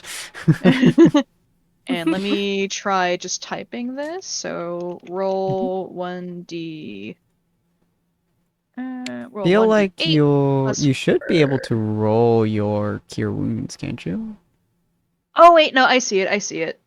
Oh wait, no, that's not actually the roll thing. Because I was trying to roll it with the +4, and it doesn't seem to do the +4 What gives you the +4? automatically. Oh, plus your My spellcasting mod? Yeah, Yeah, it should automatically include your +4. I'll hit it again. Let's see. Oh, did not. that's weird. Hold on. Details, spellcast, building mod, healing. It says plus mod. Why is it not? Oh, building mod, wisdom. There we go. That should do it now. Try again. Can we keep the 8? Yes. Yay. Okay. Oops, I didn't mean to click it. So you get 12 health back. Huh. Am I clicking the wrong thing? I'm clicking it from when I edit, and then I click it in the edit thing. You should be able to just click the name itself.